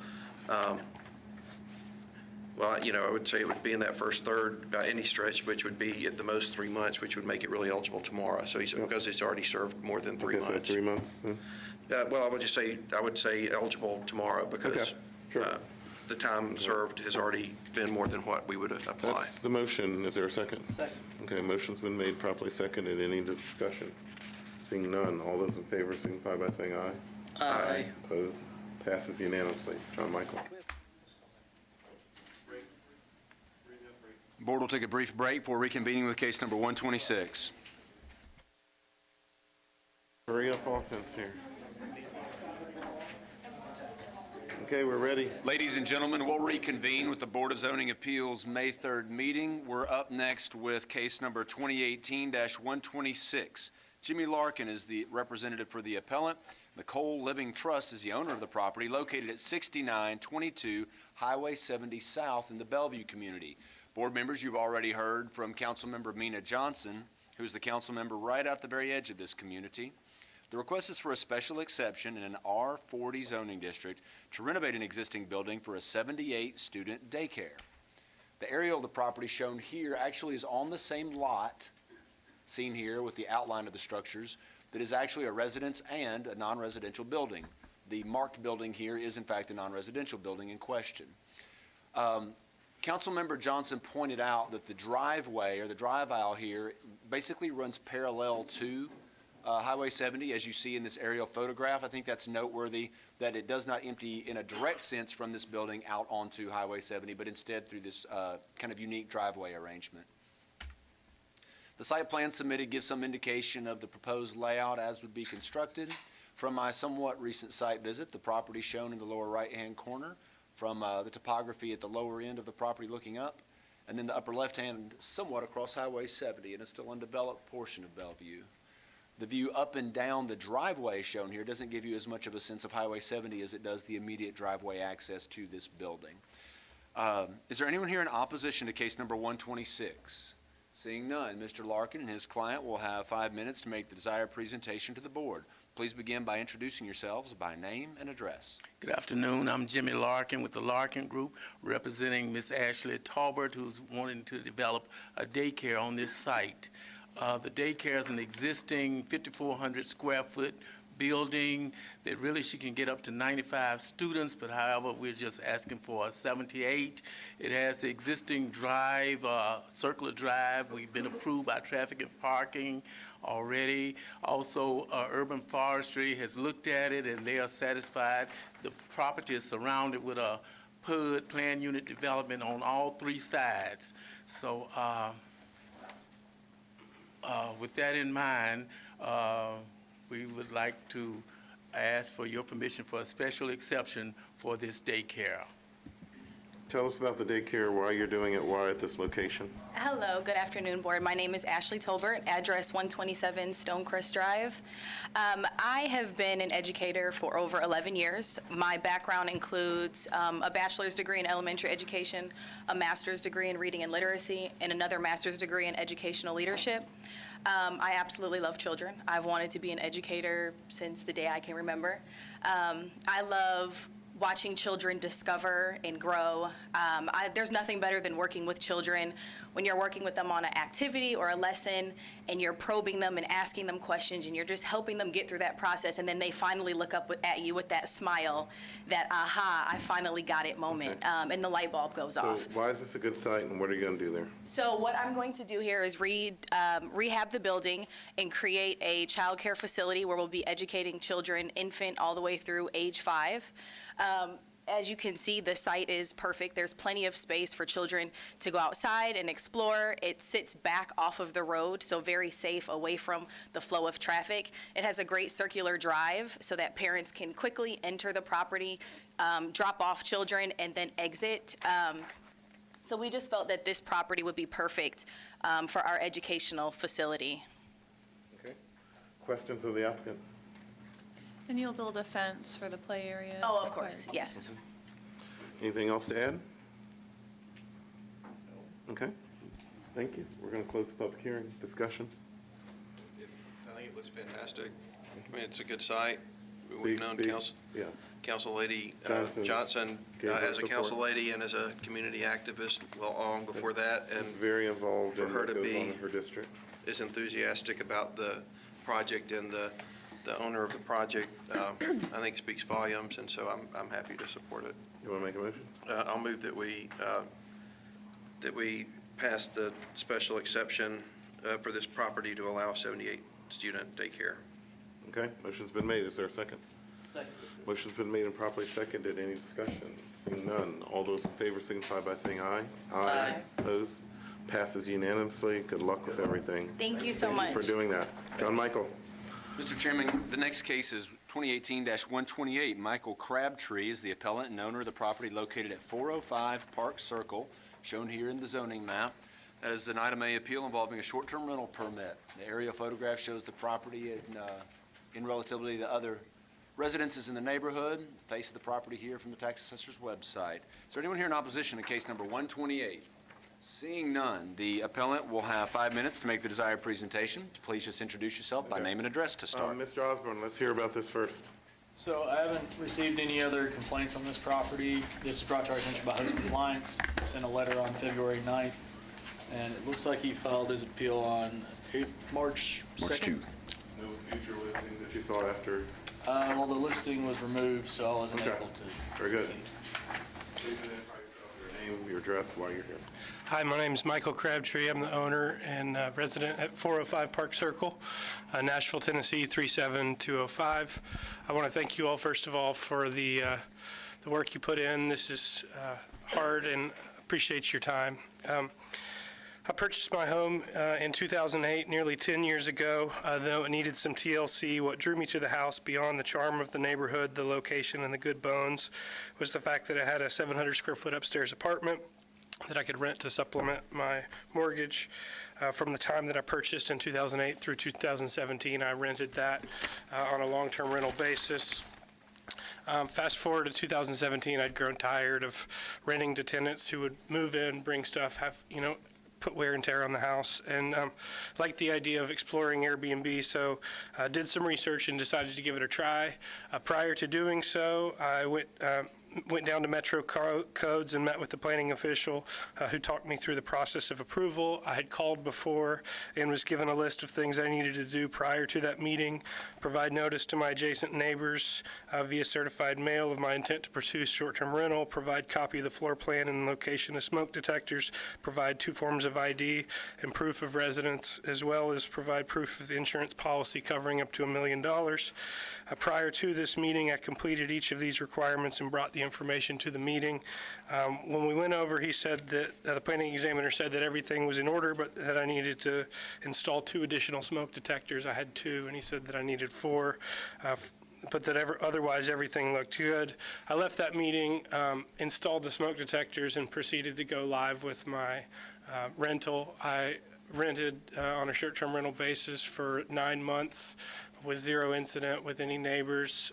So those watching at home where they're here, the last step of the short-term rental process, and you walked us through everything but the fire marshal coming out and making sure the smoke detectors are working and where you said they are. Yes, sir. So you didn't do that? Correct.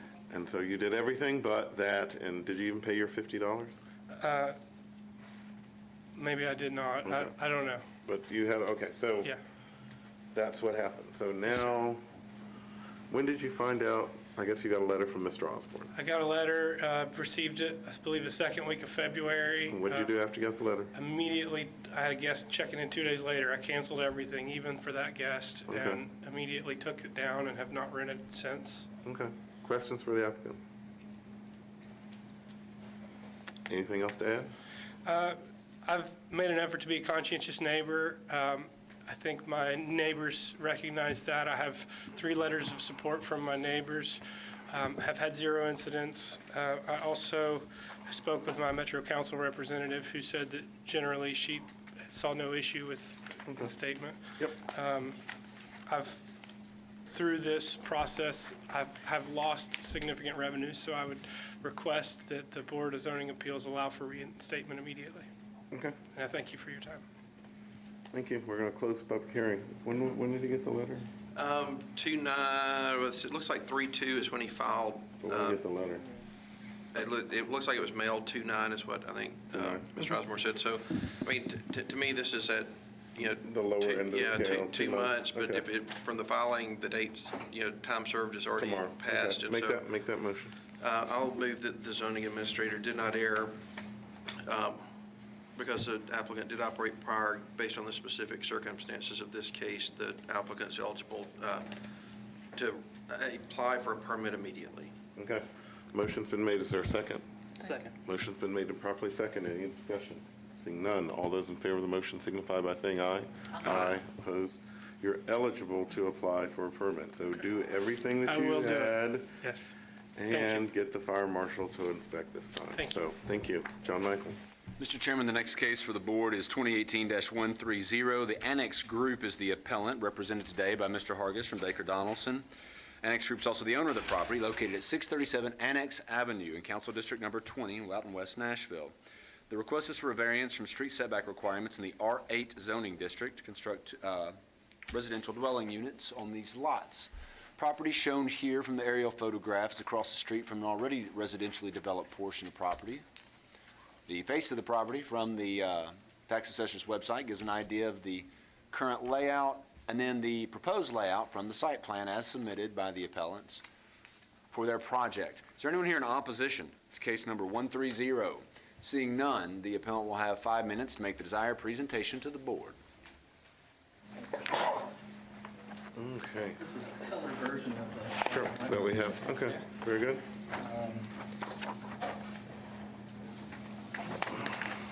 Okay. You have that one.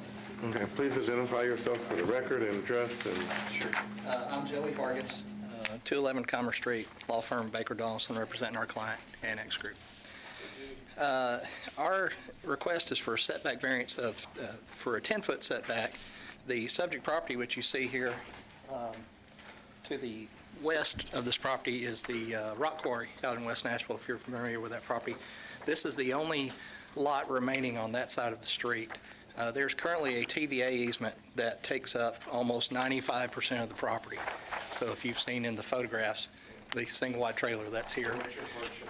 Our hardship is this easement. We have negotiated with TVA to allow us to move that easement back to allow the construction of these homes on the property. So this is really the only place that you could build because of TVA's easement? It is the only place on this property, yes, sir. So our hardship is the easement that's there is obviously not our client's Questions for Mr. self-imposed. What's the required street setback? The required street setback out here, because it's the only lot on the side, we are, John Michael, what was the zoning again? He disappeared. Oh, sorry. This is R8, so it's a 20-foot minimum. So setback. any opposition or? None. We've talked with the council lady out here a few weeks back. Okay. She had no opposition. Okay. Questions for Mr. Hargis? Is the property fenced? I mean, what keeps folks from kind of going into the quarry? The back property line is currently fenced, right at the very back of the parcel. That's TVA. Here, there's a TVA easement that runs currently this much of the parcel. I'm not sure if there's a fence there presently. And so there are 4 units, or are they like 2-bedroom? I mean, you got a lot of parking spaces for 4 units. We're currently in the process of going through a subdivision of the property into a 2-lot subdivision. So this setback was the first step of that process. But we are proposing, and that's based on I think that is 2-bedroom or 3 in one of the units. I'm not sure the particular unit counts to this point, or the bedrooms per unit, but 4 total units on the site. Okay. Questions for Mr. Hargis? Any other?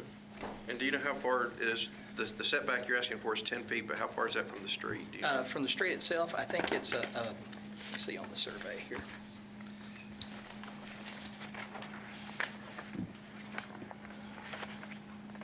Annex is a 50-foot right-of-way. It's about 12 and a half feet from the current right-of-way to actual pavement, if that makes sense. So you'll be 22 and a half feet off the street? Right, yes, sir, Okay. from the actual pavement today. Okay. And I was going to save the pirate jokes. Okay, yes. Anything else?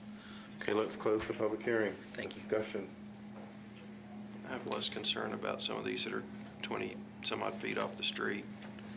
And easement is a, Yeah, I think that's a legitimate hardship, but that, but when, if you're building it 10 foot off the street, then I'm gonna have a little bit, right.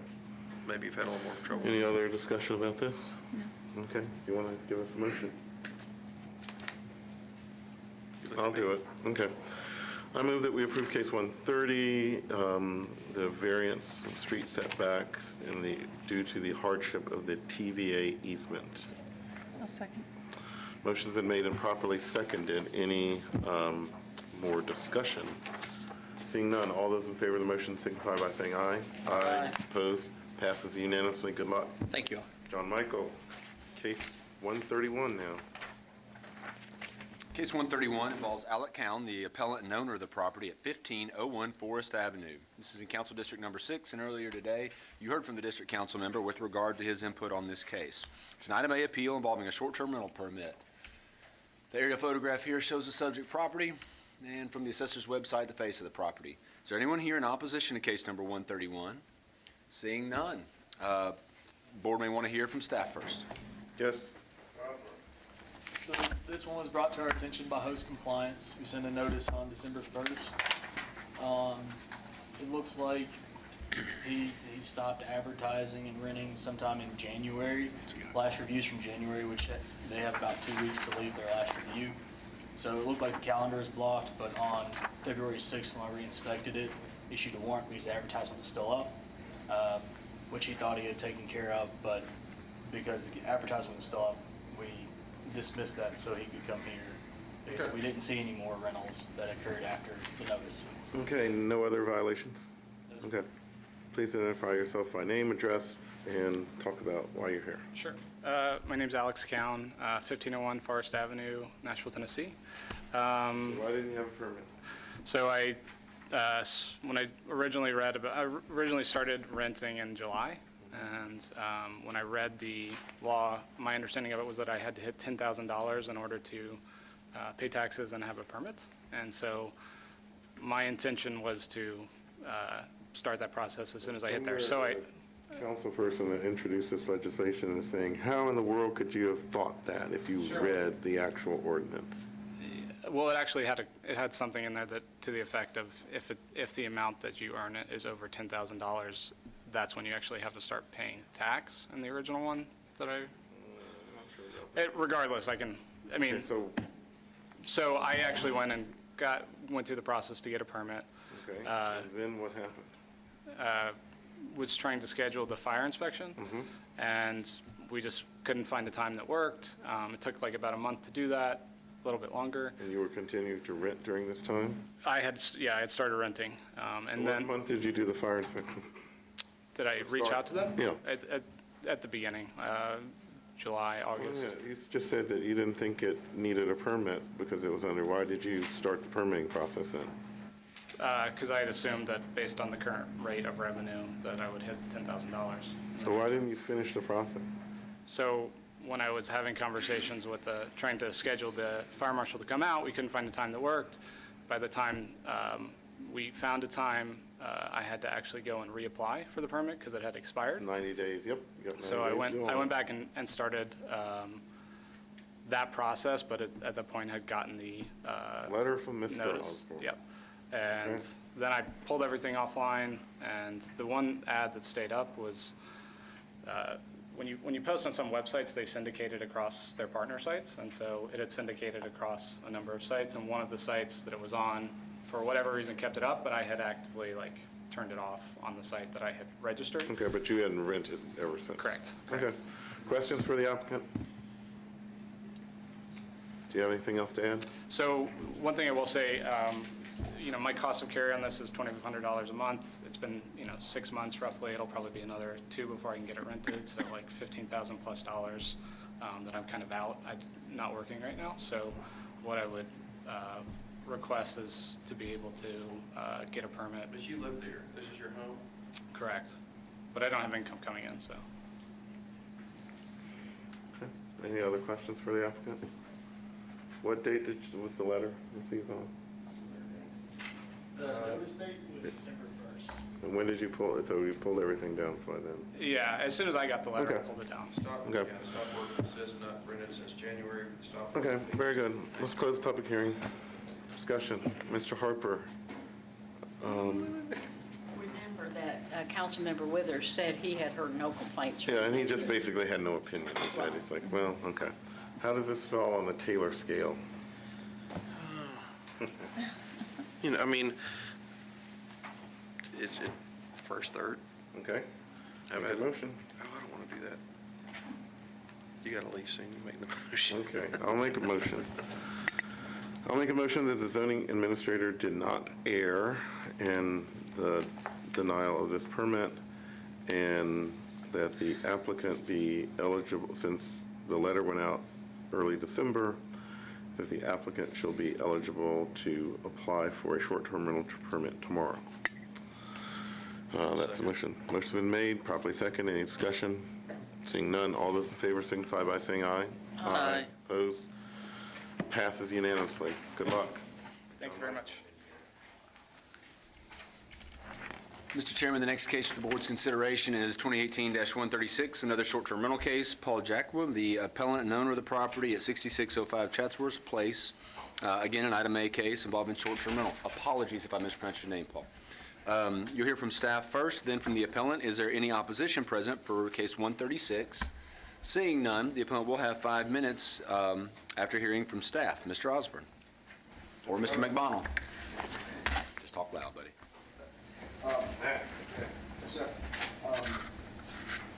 This was a hotline tip that came in. I first addressed it on January 30th. It required a site visit because the inaccurate address didn't match the link that was sent.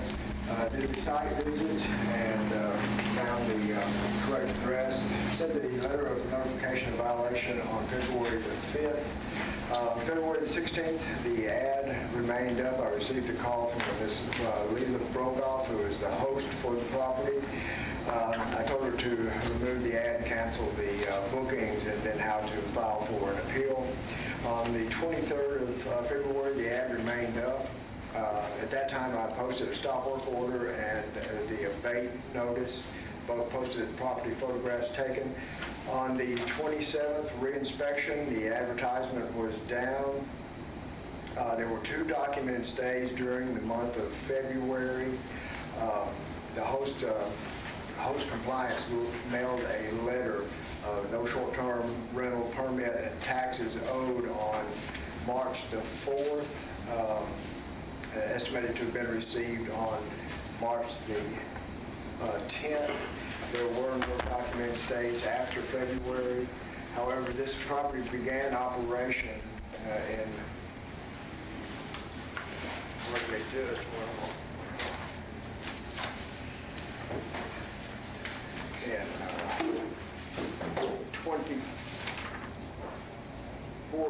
in 2012, and there are 189 documented stays in this period. Okay. Please identify your name, your address, and why you're here. I'm Paul Jacob. My address is 6605 Chatsworth Place, Nashville, Tennessee, 37205. Okay. So why didn't you have a permit? Do you have any easier questions? No. It started in 2011. We actually started with Airbnb in 2011 before there were any permits. And it kind of started real slow. It was mainly friends and stuff, and it became more and more important, more and more lucrative. I wish I, paid more attention to the laws.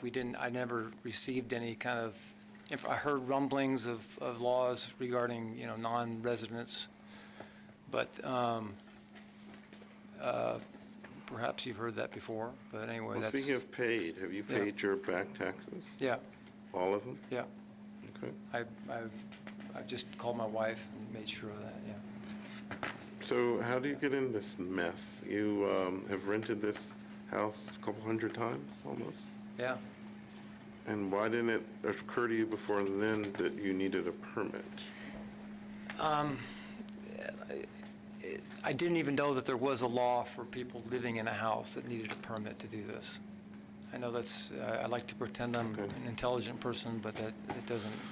So when pass you right got through. Mr. McBroom's letter, what did you do and what did you think? I wasn't sure of the seriousness of this, of the violation, and so I discussed it quite a bit with my wife, and we went back and forth. We were thinking about taking it down. We didn't want to have to go through all this and deal with it, and So you were thinking about taking it down, but what did you end up doing? we thought about actually stopping it altogether. Okay. We were going to stop it, stop the short-term rental stuff and go into long-term rental. No. Why not? No good answer. I don't have a good answer for that. We did take it down, like we said. Was it monetary? Was it? Yeah, I mean, that's a big part of it. I mean, it's become an important part of our income. We were able to put our daughter into a special school, which she needs to go to. We probably wouldn't be able to do it without this. So it's like a lot of people. That's not a it's a big deal for us. So when was the last time you rented it? I mean, the last time was February. And is your listing still up? Oh, no. No, it's down. And I have, I mean, I don't know if it makes a difference, but I have letters from neighbors. Yeah, give us this. Sure. I didn't know that there were so many of you, so I only have one of each, Okay. so. Well, we have a few. Yeah. One from Dr. Mayo, one from the McGilpins. Yeah. Do we have that one? You already have the Yeah. Dr. Mayo one, well, then that's Okay. We have the document. And we have the McGilpins, and then we have, And this one from Don Reed right next door. Do you have, I think we have that one too, right? yeah, and there's one from an Evan Namias that, Opposition. well, but if you read the letter, I think it's in support. I think it, Well, he cites some. yeah, but it's really, the applicants appear to have been reasonably responsible using their property for short-term Right, rental. They're okay. not using the property in a manner offensive to this neighbor. Okay, So good. it was a very, very long and thoughtful and unique way of saying I'm in support. Okay, okay. It's marked opposition, but when I read the letter, I was like, no, Okay. this person supports it. And the council lady supports it. Okay. So why did you stop when you did? I was under the impression that we stopped when we were supposed to stop. I'm not from when he just gave those dates, I was kind of shocked because I'm not. But you said you had a conversation with your wife whether you should pull it or Well, not. when we got it, we discussed whether we should stop it But then you altogether, but I didn't. don't know. No, we didn't because I wasn't sure that was, But I mean, then- obviously it was not right. But then you eventually did. Oh, yeah, we did, and it's been down, Okay. it's been dead Other quiet. questions for the applicant? Anything else to add? Okay. Let's close the public hearing. Discussion.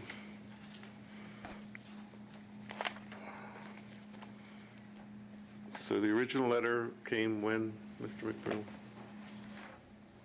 Notification of violation was mailed on February 5th. Okay. Early February. And the stop work letter was March 4th. The stop work, is there a separate stop work letter on March? Well, as part of the process, that when it's not identified by host, is that we, And you verified, you saw a listing and then you sent another one. Is that what happened? yes, we recheck and see if the advertisement remains up in the period before the reinspection. If it does, we post a stop work order. Yeah, it had. And so that's why you sent another letter in March? No, sir, that was actually, host identified it at that point and were unaware of the action that we had taken. And so they sent their letter as part of their bulk mail. Host sends the letters too? Yes, sir. When host identified, they send the letter. I don't think we've ever had a case where a council member requested leniency as council member. And I asked her what that meant. But she said all the neighbors support him and the letters say So that. leniency is in the first part of the Taylor scale. Yes. So- The Taylor scale should be very lenient according to the council member. So that being said, who has a motion? I'll do it. Okay. I'll move that the zoning administrator did not err and that we assess a 3-month penalty from the date of the filing, which was March 6th. So that would be, the applicant would be eligible to apply for the permit on June 6th. Okay. Motion's been made and properly seconded. Motion's been made, and, yes. Discussion? Seeing none, all those in favor signify by saying aye. Aye. Opposed? Passes. So you're eligible to apply 3 months from March? It's June 6th. June 6th. Thank you Okay. very much. Yep, very good. Okay, and next case, John Michael, and I. 2018, case number 137. Richard Fuel is the appellant and owner of the property at 1419 Edge Hill Road, also in Council District Number 17. This item A appeal involves short-term rental property. The zoning map here shows the property in question, and then the face of the property as well, then the aerial photo here. So is there anyone here in opposition to case number 137? Seeing none, Mr. Vice Chairman, I believe you want to hear from staff first with their overview of the case, then from the appellant. This one was brought to our attention by Host Compliance. The letter was sent out on February 9th, and shortly thereafter, the advertisement was removed. We have received a complaint that the owners do not live there, but we don't have any proof to prove otherwise. Yeah, if you could tell us your name and tell us about your experience with this. Richard Fuel. I live at 1419 Edge Hill. My wife and I bought the house in July or June of last year, and started renting it in January, or I guess at the end of December. I became aware that I did need a permit as an owner occupied. I applied for that permit on January 11th. However, the gentleman who does the short-term rental was not in that day due to snow, so I dropped everything off with him. On February 6th, he called me and said that I was missing one letter to the church across the street from us, Edge Hill United Methodist. So I sent that letter out that day. On February 13th, I received the letter that I was not in compliance, renting without a permit. I immediately shut it down. I canceled all reservations, and now I'm here. So we got two folks that are saying, oh, we don't think you live there. Why would two of your neighbors think that? I'm not sure why they don't think I live there. I mean, I'm not real active in the neighborhood, but... But you live there? Yes, sir. Your driver's license says that 1419 Edge Hill? Yes, sir. Do you own any other property in Nashville? I do own a ranch house in South Nashville. And then, is it something that you rent? Well, we were going to do long-term rental on that house when we bought and moved into our new house. Okay. And I have sent a check-in for all my back taxes. Okay. Any other questions? When you say check-in, does that mean you have not paid your back taxes? I sent the check-in on Tuesday. Oh, you sent the check? I sent, yes, ma'am. Thank you. Sorry. And tell us again, you tried to apply for a permit on January 11th. What made you decide to do that or figure out you need I was reading through with the new legislation coming out, I was going through all the laws and realized that I did need a permit as an owner occupied. Okay. And like I said, I was missing one letter because of snow and all that. So you went on your own to the codes department without being contacted by host compliance? Yes, ma'am. Okay. So tell me again the last day that you rented the property? The last person checked out on February 10th. Okay. I received the letter on the 13th, and Okay. we ended up booking that weekend, but I canceled everything. Any other questions for the applicant?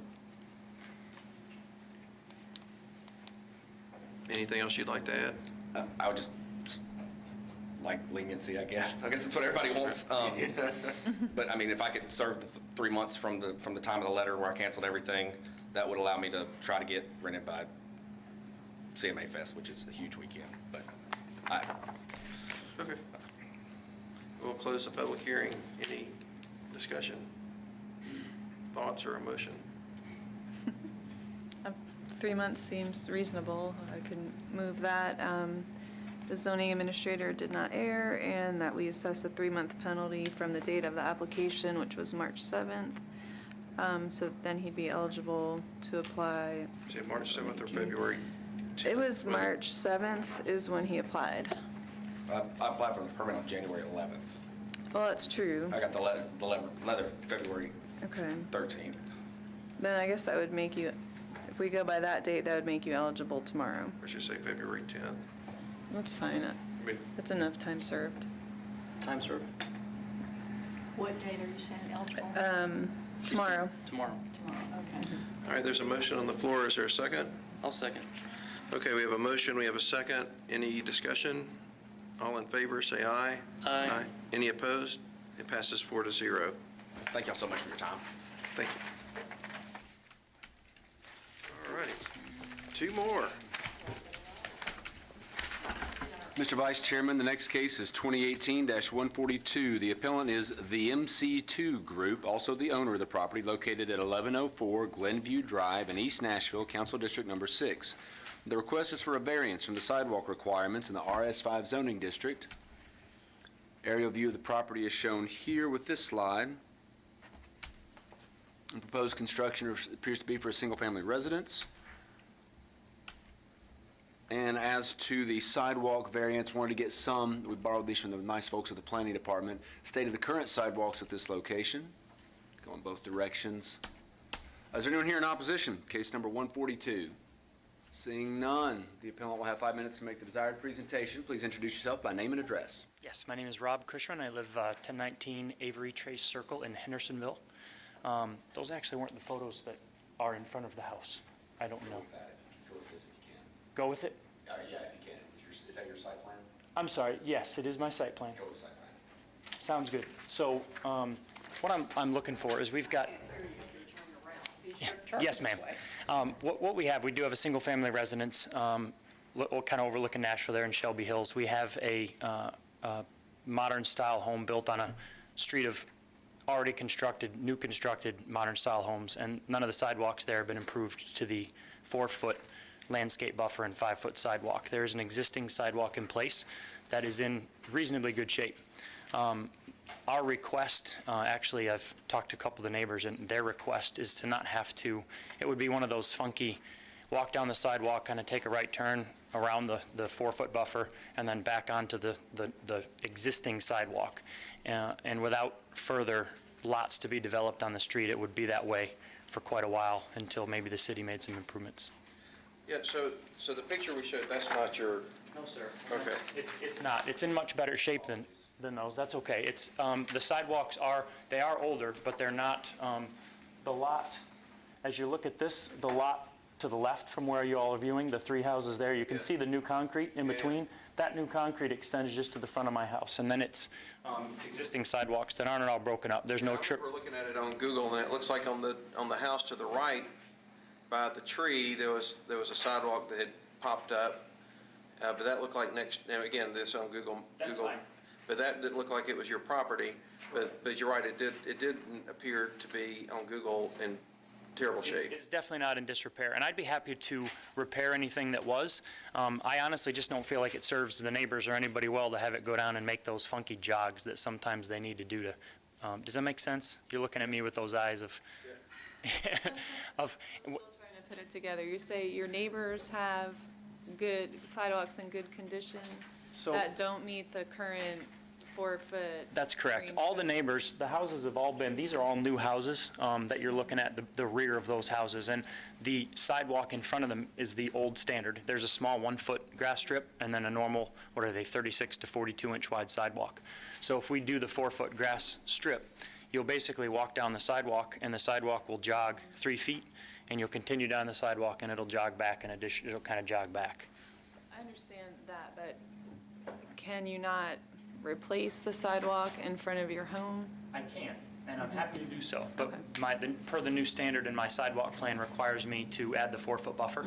So if we do that. So you're just asking, you're not asking not to build a sidewalk, you're just asking. The sidewalk's there, that's right. To meet the new standard, I'm asking for a. You're asking not to meet the new standard. That's correct. But you will build, you're happy to, I say happy. Repair them, I mean, yeah, that's. You're willing or you'll repair the I'm happy to sidewalk. repair them if there's somebody that wants to take a look at it with me and say, this is what we'd like you to bring it up to Well, make it seems sure. like, I'm sorry. no, you go ahead, it's fine. If we, I know the council member had said that he would prefer you to keep the sidewalk but pay into the fund, and you can talk about that in a minute. But if you didn't pay into the fund, would you give the right-of-way for a future sidewalk if the city came in and wanted to build the whole street up to? Yes, I would. And to be honest with you, at this point, as far as the in lieu of versus keeping knocking out and putting in the new sidewalk. It's less expensive for me to put in a new sidewalk. Yeah. So I would probably say, I don't want to pay into the in lieu of, I'd rather just build it. I just don't think it serves it well. You know, as far as the overall project goes, it's just a matter of, kind of when I look at it, it's just, it makes more sense to not scenario. Whatever you guys are in the kind of driver's seat there, but. Okay. Can we see the photos again of the sidewalk that's immediately in front of his house? It's I've got, yeah, it wasn't. I've got them on my phone if you want them. I'm happy to show you, but they So were the submitted. pictures taken were not. Those are not them, and I do have them right. I mean, I'm happy to show them to Yeah, you. please. Yeah. Yeah, I mean, I remember looking on Google Maps and thinking, oh, these aren't in bad, Yeah. it was not that sidewalk, you know, what I saw on Google Maps. Okay. This is this?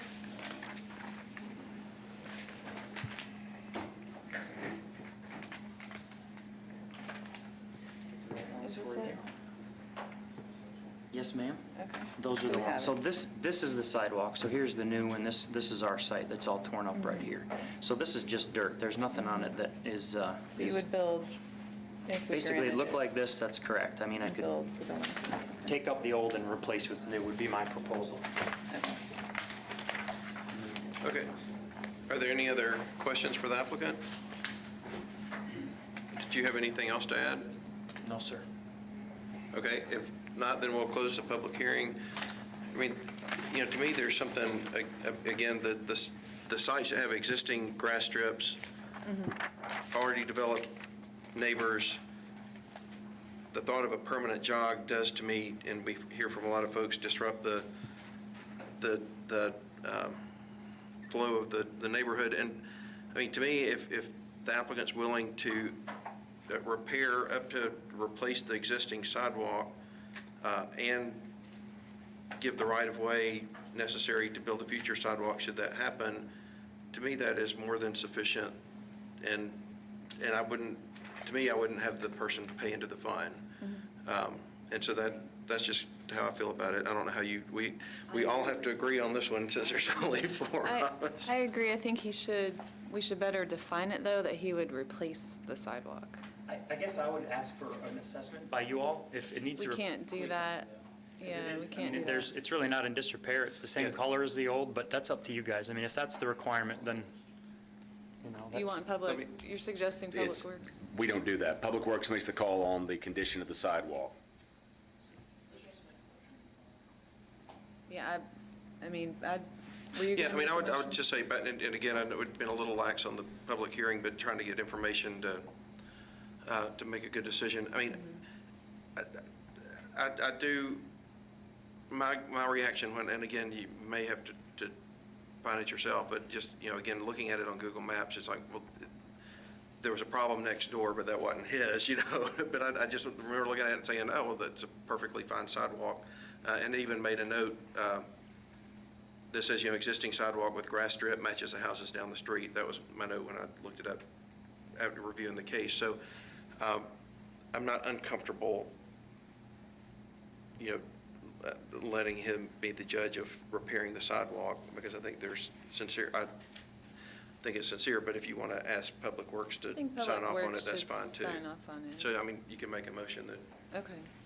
Then I will move that we allow the variance to the MCSP to allow the applicant to replace the sidewalk, repair or replace the sidewalk along his property frontage with input from Public Works or approval from Public Works, and dedicate the right-of-way for future sidewalks that Metro might build to meet the MCSP standards.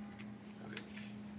There's a motion? I would like to second it, but I hope that we can clarify that he does not also have to pay in the inlet. Yes, I'll accept that amendment. Okay. Okay, so we have a motion, we have a second. Any other discussion? All in favor of the motion, say aye. Aye. Any opposed?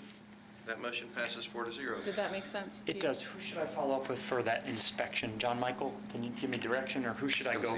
Yeah, just talk to him, and just basically, just you and someone from Public Works just need to say this is okay, or replace this. Thank you for your time. Mr. Vice Chairman, the final case today is 2018-143.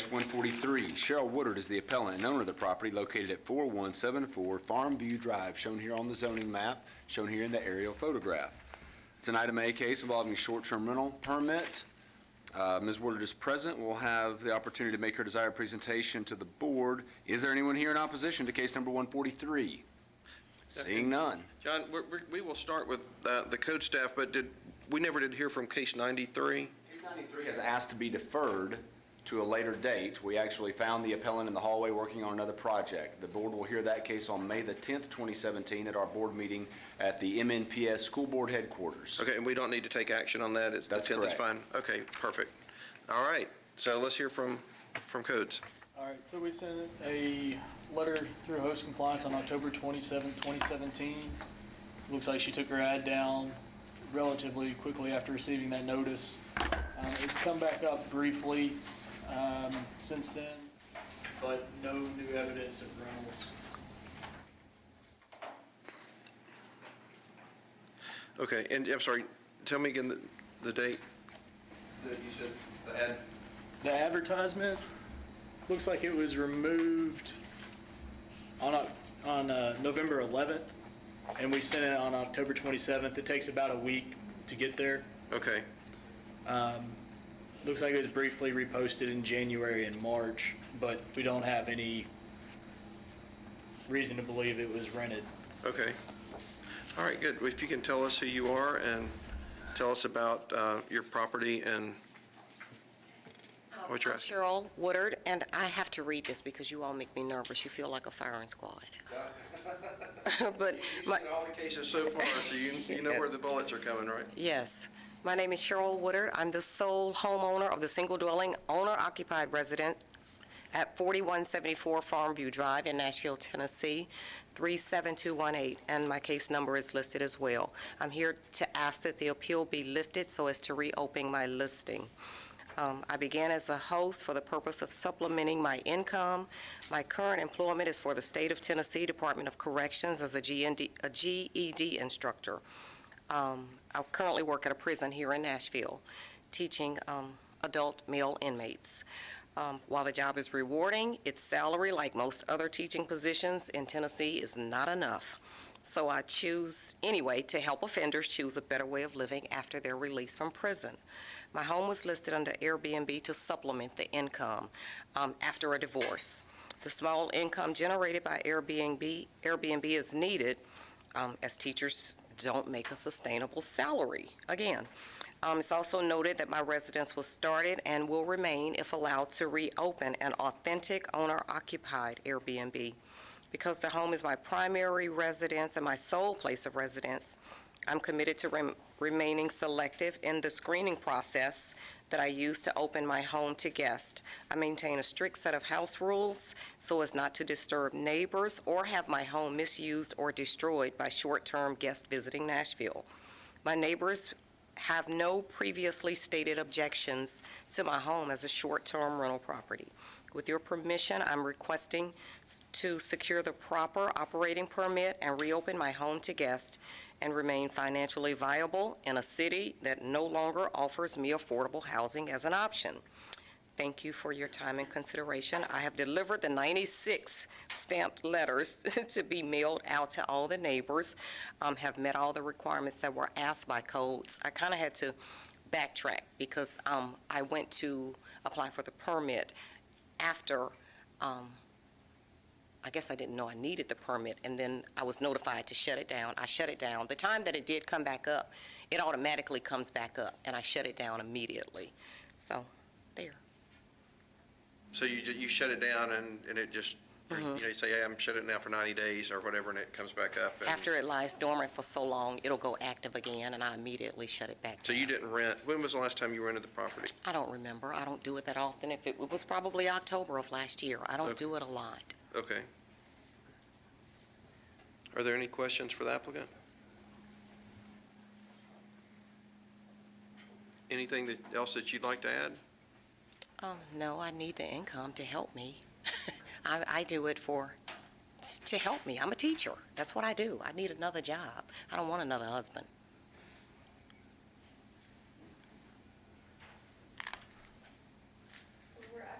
friendly bunch here. I'm sorry that you thought we were a firing squad. That's still sitting with me a little bit. I've just not been here before, so this is. It's an this is awkward new for me. room that Yeah. we're not usually in this Feels like room. court.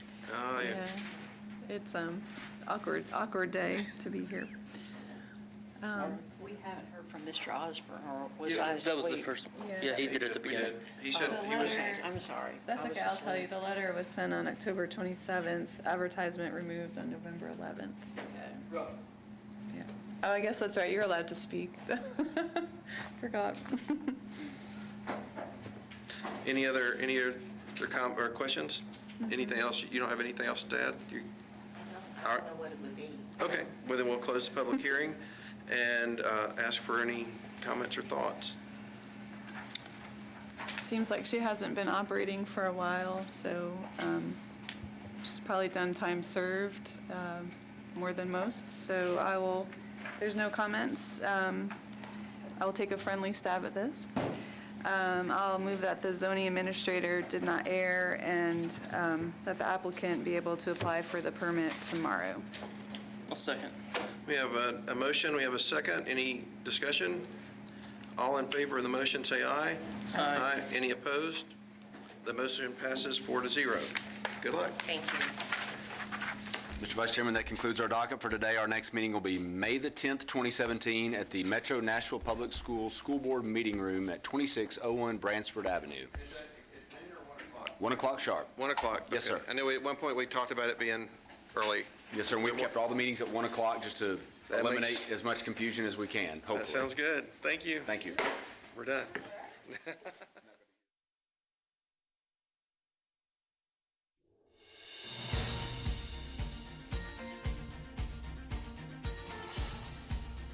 This has been a service of the Metro Nashville Network. If you would like to see this presentation again, or for more information about this and other programs, visit nashville.gov.